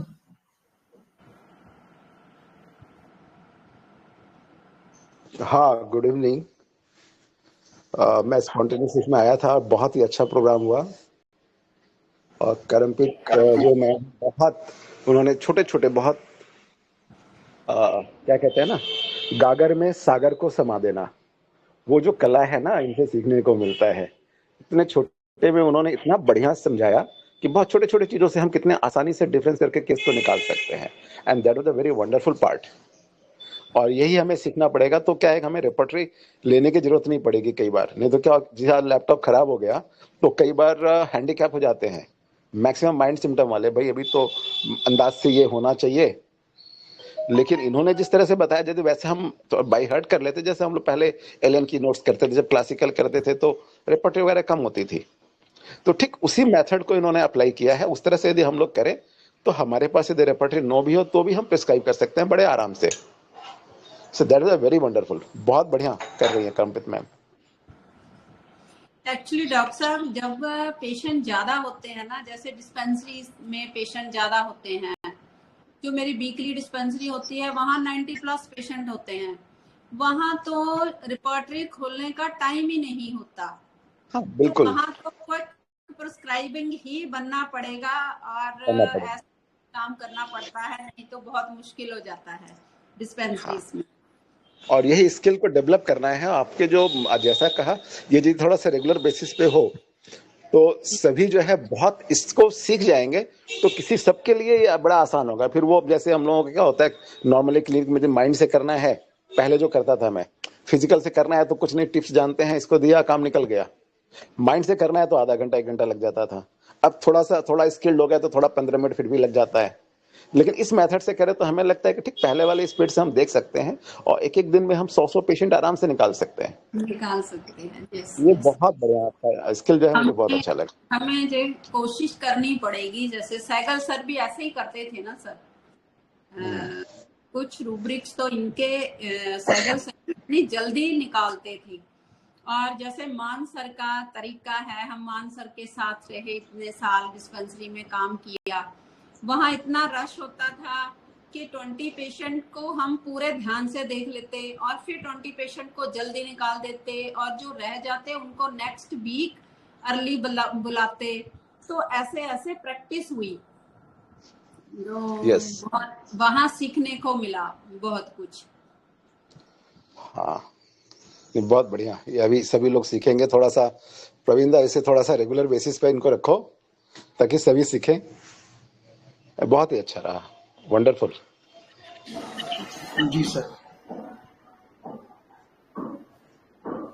और ये सच में बहुत अप्रिशिएबल है सर। करमप्रीत मैम को मैं पर्सनली जानता हूँ, जिस तरह से वो सेल्फलेसली, जो उनका फोकस है वो बिगिनर्स के ऊपर बहुत ज्यादा है कि उनके साथ वो जितना अपनी नॉलेज है, अपना एक्सपीरियंस है, वो शेयर कर पाए। और जिस तरह से वो कर रहे हैं तो वो सच में बहुत बढ़िया है सर, बहुत शानदार है। उनके यूट्यूब पे अक्सर जब भी मेरे को समय मिलता है तो मैं उनको यूट्यूब पे भी सुनता हूँ। एक से एक अच्छे वहाँ पे आपको मिलेंगे रिकॉर्डिंग्स उनके यूट्यूब चैनल पे, और वो ग्रुप्स में भी करते रहते हैं। तो सच में मैम बहुत बड़ा ये काम कर रहे हैं और ये हम सभी होम्योपैथ को करना चाहिए अपनी फ्रेटर्निटी के लिए, कि हम सभी अपना एक्सपीरियंस सबके साथ शेयर करें कि दूसरे लोग भी ग्रो करें अपनी प्रैक्टिस में। होम्योपैथी ग्रो करती है। यस। और केवल बिगिनर्स के लिए नहीं है, एडवांस जो प्रैक्टिस कर रहे हैं ना, हमारे जैसे लोगों के लिए बहुत अच्छा है। बिल्कुल sir. It is not for the beginners. ये सच में बहुत बढ़िया है। हाँ सर, आज का सेशन जो है उनका, वो उसमें हम उसको बांट नहीं सकते हैं बिगिनर्स और उसमें एडवांस में। वो तो एकदम ही एडवांस लेवल का सब उन्होंने बताया है। जस्ट मैं एक बता रहा हूँ कि कई बार वो खुद भी बोलते हैं कि ये मेरा वीडियो जो है वो बिगिनर्स के लिए है, तो इसलिए थोड़ा मैंने इसको स्पेशली हाईलाइट किया। बाकी तो हम सभी बिगिनर्स हैं सर, कितना भी स्टडी कर लें, कितना भी एक्सपीरियंस, कितना भी नॉलेज आ जाए होम्योपैथी का, फिर भी ऐसा ही रहता है कि अरे यार अभी तो बहुत कम आता है, अभी तो और पढ़ना चाहिए और सीखना चाहिए। एक्चुअली डॉक्टर साहब क्या है कि वो जब ये कहते हैं ना कि ये बिगिनर्स के लिए है, और पूरा वीडियो देखने के बाद खुद को चाहे जितने मर्जी प्रैक्टिस हो जाए साल को, खुद को यही फील होता है कि हम तो बिगिनर ही हैं। जी सर। तो ये पैशन, ये जोश, ये बने रहना चाहिए सर। मतलब बहुत लोग बहुत जल्दी अपना हौसला खो देते हैं, अपनी हिम्मत खो देते हैं, और वो उन्हीं पुराने तरीकों के ऊपर प्रैक्टिस करना स्टार्ट कर देते हैं।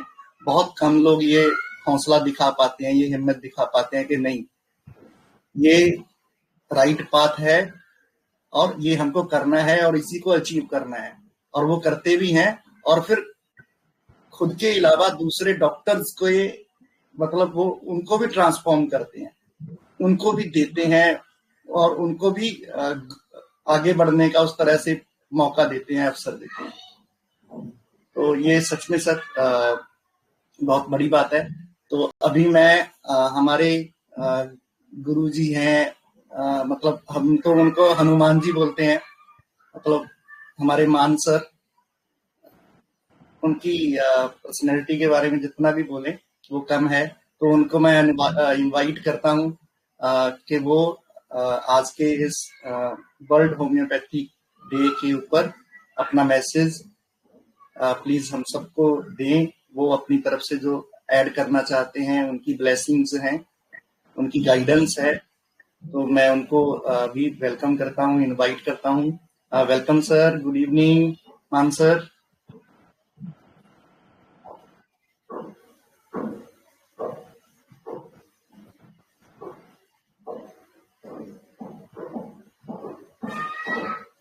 मान सर हो आप? लास्ट टाइम वो कार में थे, शायद कहीं निकल ना गए हो। जी वेट करते हैं जी। करम मैम आप ऐड कीजिए तब तक।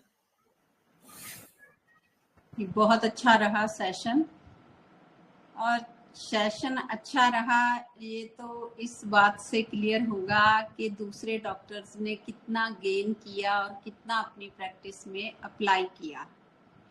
जैसे हम सोचते हैं कि मैंने बहुत अच्छा एनालिसिस किया, मैंने ऐसे रूब्रिक्स लगाए, लेकिन जब पेशेंट ठीक नहीं होता तो हमारा एनालिसिस फ्लॉप हो जाता है। वो हमें पेशेंट ही बताता है कि आपका एनालिसिस अच्छा था कि नहीं अच्छा था।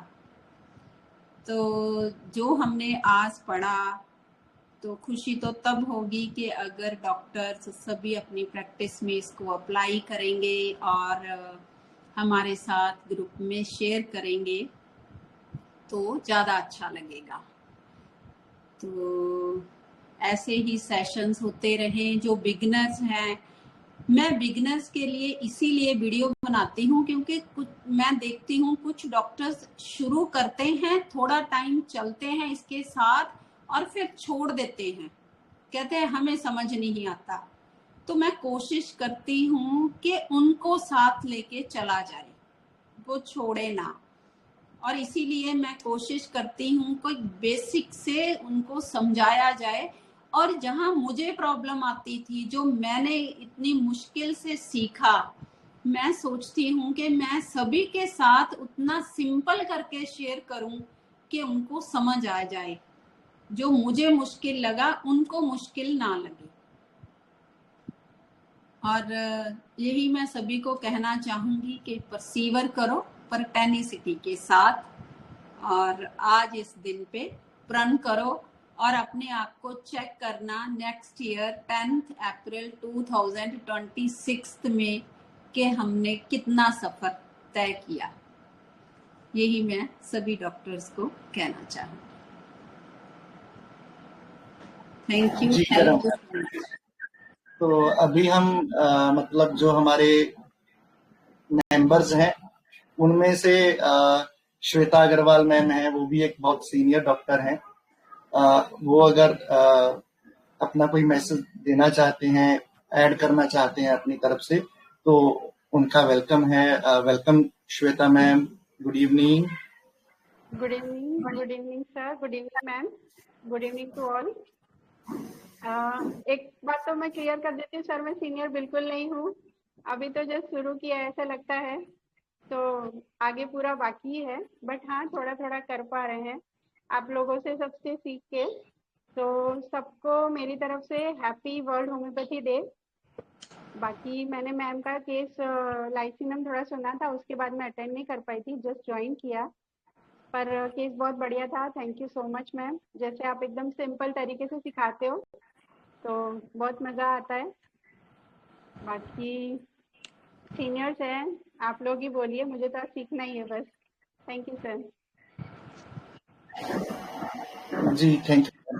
तो अभी एक या दो मेंबर्स आज के सेशन के बारे में, स्पेशली जो करमप्रीत मैम ने जो केसेस प्रेजेंट किए हैं उसके बारे में अगर कुछ ऐड करना चाहते हैं तो वो ऐड कीजिए, तो उसके बाद हम फिर वाइंड अप करते हैं।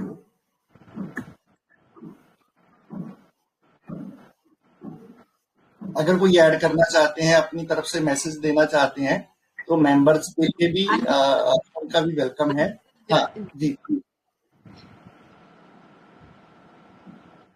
अच्छा जी, अच्छा जी, अच्छा ठीक।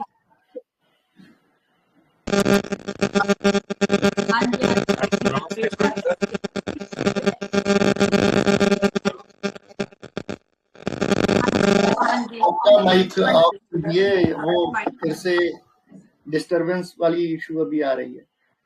करमप्रीत मैम, आपका माइक एक बार अनम्यूट कीजिए। जी हाँ, अभी बोलिए। अविनाश सर, अभी बोलिए आप। हाँ, सभी को वर्ल्ड होम्योपैथी डे की हार्दिक शुभकामनाएं। करमप्रीत मैम का सेशन बहुत ही अच्छा हुआ, हमें प्रैक्टिस में बहुत ही सटीक तरीके से यूजफुल लगा। करमप्रीत मैम जो भी बिगिनर्स के लिए एफर्ट कर रहे हैं वो बहुत ही हेल्पफुल है। उनके वीडियो देख के बहुत ही प्रैक्टिस में मदद मिलती है। मैडम ऐसा ही आगे अपना जो कार्य है करते रहे। बाकी सभी मेंटर्स ने भी बहुत अच्छे से गाइड किया। सभी को वर्ल्ड होम्योपैथी डे की शुभकामनाएं। Thank you sir.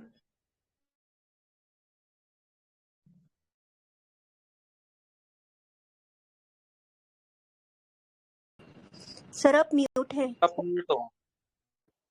Ji sir, जी थैंक यू अविनाश सर। तो अभी मैं हमारे बहुत ही ज्यादा respected doctor AS Maan sir को इनवाइट करता हूं कि वो प्लीज आज के इस इम्पोर्टेंट डे के ऊपर, वर्ल्ड होम्योपैथी डे के ऊपर, हम सभी को अपना मैसेज दें, अपनी गाइडेंस दें, अपने ब्लेसिंग्स दें। वेलकम मान sir, good evening, very good evening. Good evening sir. यही कहना चाहूंगा कि कल हमारा स्टेट लेवल का हनीमैन डे सेलिब्रेशन था। फर्स्ट टाइम है कि होम्योपैथी डिपार्टमेंट ने गवर्नमेंट लेवल पे स्टेट लेवल पे हनीमैन डे सेलिब्रेट किया। वहाँ हेल्थ मिनिस्टर को इनवाइट किया गया था ताकि उनसे जो हमारी डिमांड्स हैं वो मनवाई जा सकें। जैसे गवर्नमेंट होम्योपैथिक मेडिकल कॉलेज है, डिस्ट्रिक्ट होम्योपैथी ऑफिसर की पोस्ट वेकेंट पड़ी हैं, होम्योपैथी मेडिकल ऑफिसर की वेकेंट पड़ी हैं, फार्मासिस्ट की वेकेंट पड़ी हैं। तो उनका जो कहना था वही मैं मैसेज देना चाहूंगा। वो कह रहे थे कि आप जो गवर्नमेंट सर्विस में हैं, प्राइवेट में हैं, आपको ब्रांड एम्बेसडर बनना चाहिए होम्योपैथी का।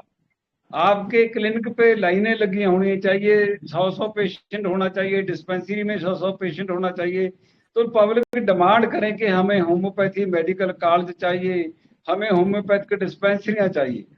कहते 6 महीने ऐसे कर दो तो मैं जितनियां भी पोस्ट हैं सारियां फिलअप कर दूंगा। वैसे तो उन्होंने वैसे ही कह दिया था शुरू में ही।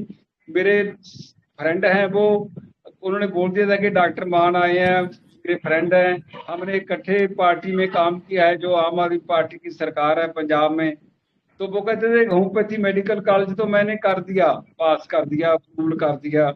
तो गवर्नमेंट डिस्पेंसरियों के बारे में जो उनका ये था ना कि ब्रांड एम्बेसडर बनी है।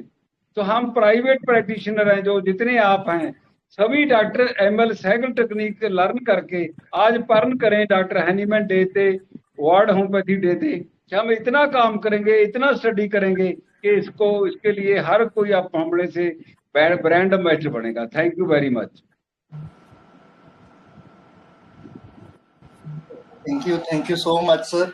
और we are so blessed doctor Praveen, doctor Karampreet, जिन्होंने हमने डॉक्टर मान के साथ काम किया है। Yes. और आई थिंक हमें पूरी आजादी थी डिस्पेंसरी में भी कि हम काम कर सकें। सर को देख के जो एनर्जी आती है ना, हमारे लिए तो एनिमल वही है। सही है डॉक्टर अनु। ऐसे साइड ना करो, आपको हायो देनी पड़ेगी। नहीं देनी पड़ेगी सर, नहीं देनी पड़ेगी। आई स्टिल रिमेम्बर,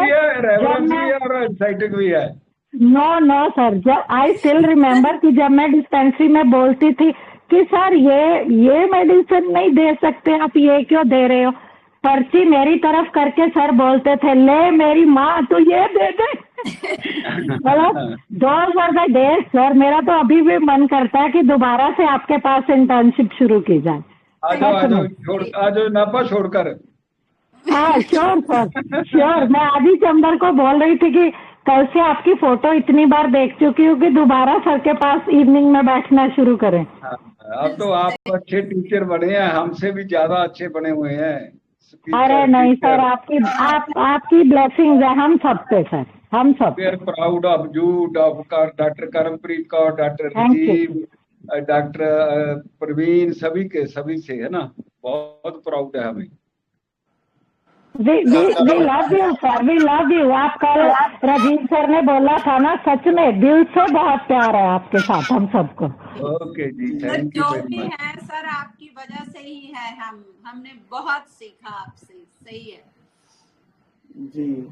हाँ, मेरे में परसीवरेंस बहुत है ना, किसी की बात में भी परसीवरेंस बहुत है। वो कुट के पर हुआ है परसीवरेंस। तो जो गवर्नमेंट होम्योपैथी मेडिकल कॉलेज अब खुल रहा है, इतना परसीवर किया है मैंने, इतना परसीव। कल भी मैंने बोला हेल्थ मिनिस्टर को कि हमारा हक है, हम आपसे लेके हटेंगे। जी सर। ओके जी, बाय। जी सर, जी thank you sir, thank you so much.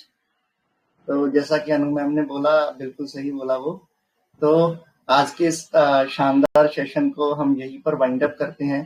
तो ये आशा करते हुए कि आज का ये जो सेशन है, करमप्रीत मैम ने जो अपना नॉलेज और एक्सपीरियंस और जिस इंटेंशन के साथ किया है, इंटेंशन भी बहुत इंपॉर्टेंट रहता है। कई बार हमको कैमरा चाहिए होता है, ये तो उसके लिए हम करते हैं, लेकिन करमप्रीत मैम ऐसे बिल्कुल भी नहीं है कि ये सब वो फेम के लिए, नेम के लिए, कैमरा के लिए, ये सब चीजों के लिए करते हैं।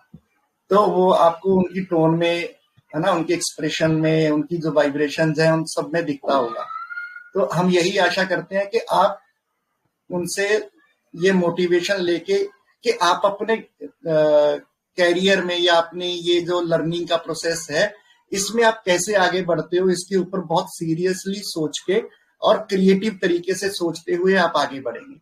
और इस जो आज का जो इनिशिएटिव है, इसके पीछे एक बहुत बड़ी फोर्स हमारे रिस्पेक्टेड राजीव जैन सर भी हैं। उन्होंने ही इस ग्रुप को क्रिएट किया है, उन्होंने ही बनाया है। तो उनकी वजह से ही आज का ये सेशन एक तरह से पॉसिबल हो पाया है, क्योंकि मेरे माइंड में थोड़ा ऐसा था कि इस दिन ढेर सारे ऐसे अलग अलग प्रोग्राम्स होते ही हैं, और वो उसमें से ढेर सारे ऐसे होते हैं उनमें सिर्फ फॉर्मली किया जाता है, दिखने के लिए किया जाता है कि हाँ हम दिखाई दे रहे हैं, हम ग्रेटिट्यूड दे रहे हैं मास्टर को। लेकिन बैक ऑफ द माइंड यहाँ पे क्या था कि एक स्टडी पर्पस था, एक लर्निंग पर्पस था कि हमको हमारा एक्सपीरियंस शेयर करना है, हमारा नॉलेज शेयर करना है, जो होम्योपैथ्स को एम्पावर करेगा। और यही सबसे बड़ी सर्विस है होम्योपैथी की और ह्यूमैनिटी की। हम जितना ज्यादा से ज्यादा एम्पावर कर सकते हैं हमारे होम्योपैथ्स को। जी, मैं डॉक्टर प्रवीण का स्पेशल थैंक्स करना चाहूंगा, जिन्होंने पूरा सेशन इतने अच्छे से कंडक्ट किया है ना, एक इतना बैलेंस बना के रखा है, सभी डॉक्टर्स को बुलाया, और उनके जो शब्द मैं सुन रहा हूँ उसको सुन के ही बहुत अच्छा आनंद आ रहा है। तो थैंक यू डॉक्टर प्रवीण। पहले डॉक्टर करम ने मेरे को ये रिस्पॉन्सिबिलिटी दी थी, लेकिन मुझे लगता है कि you are more capable of doing all this. क्यों डॉक्टर करम जी? मुझे बहुत अच्छा लगा डॉक्टर प्रवीण ने जिस तरह से कंडक्ट किया, सारे प्रोग्राम को हैंडल किया। जी जी जी, thank you sir, thank you so much. आप सभी का आशीर्वाद है सर, प्रेम है। तो मैं तो जैसे ही मेरे को पता चला था तो मैं तो रेडी हूँ। करमप्रीत मैम कभी भी मेरे को एक आधी आवाज से भी कभी भी बोल सकते हैं।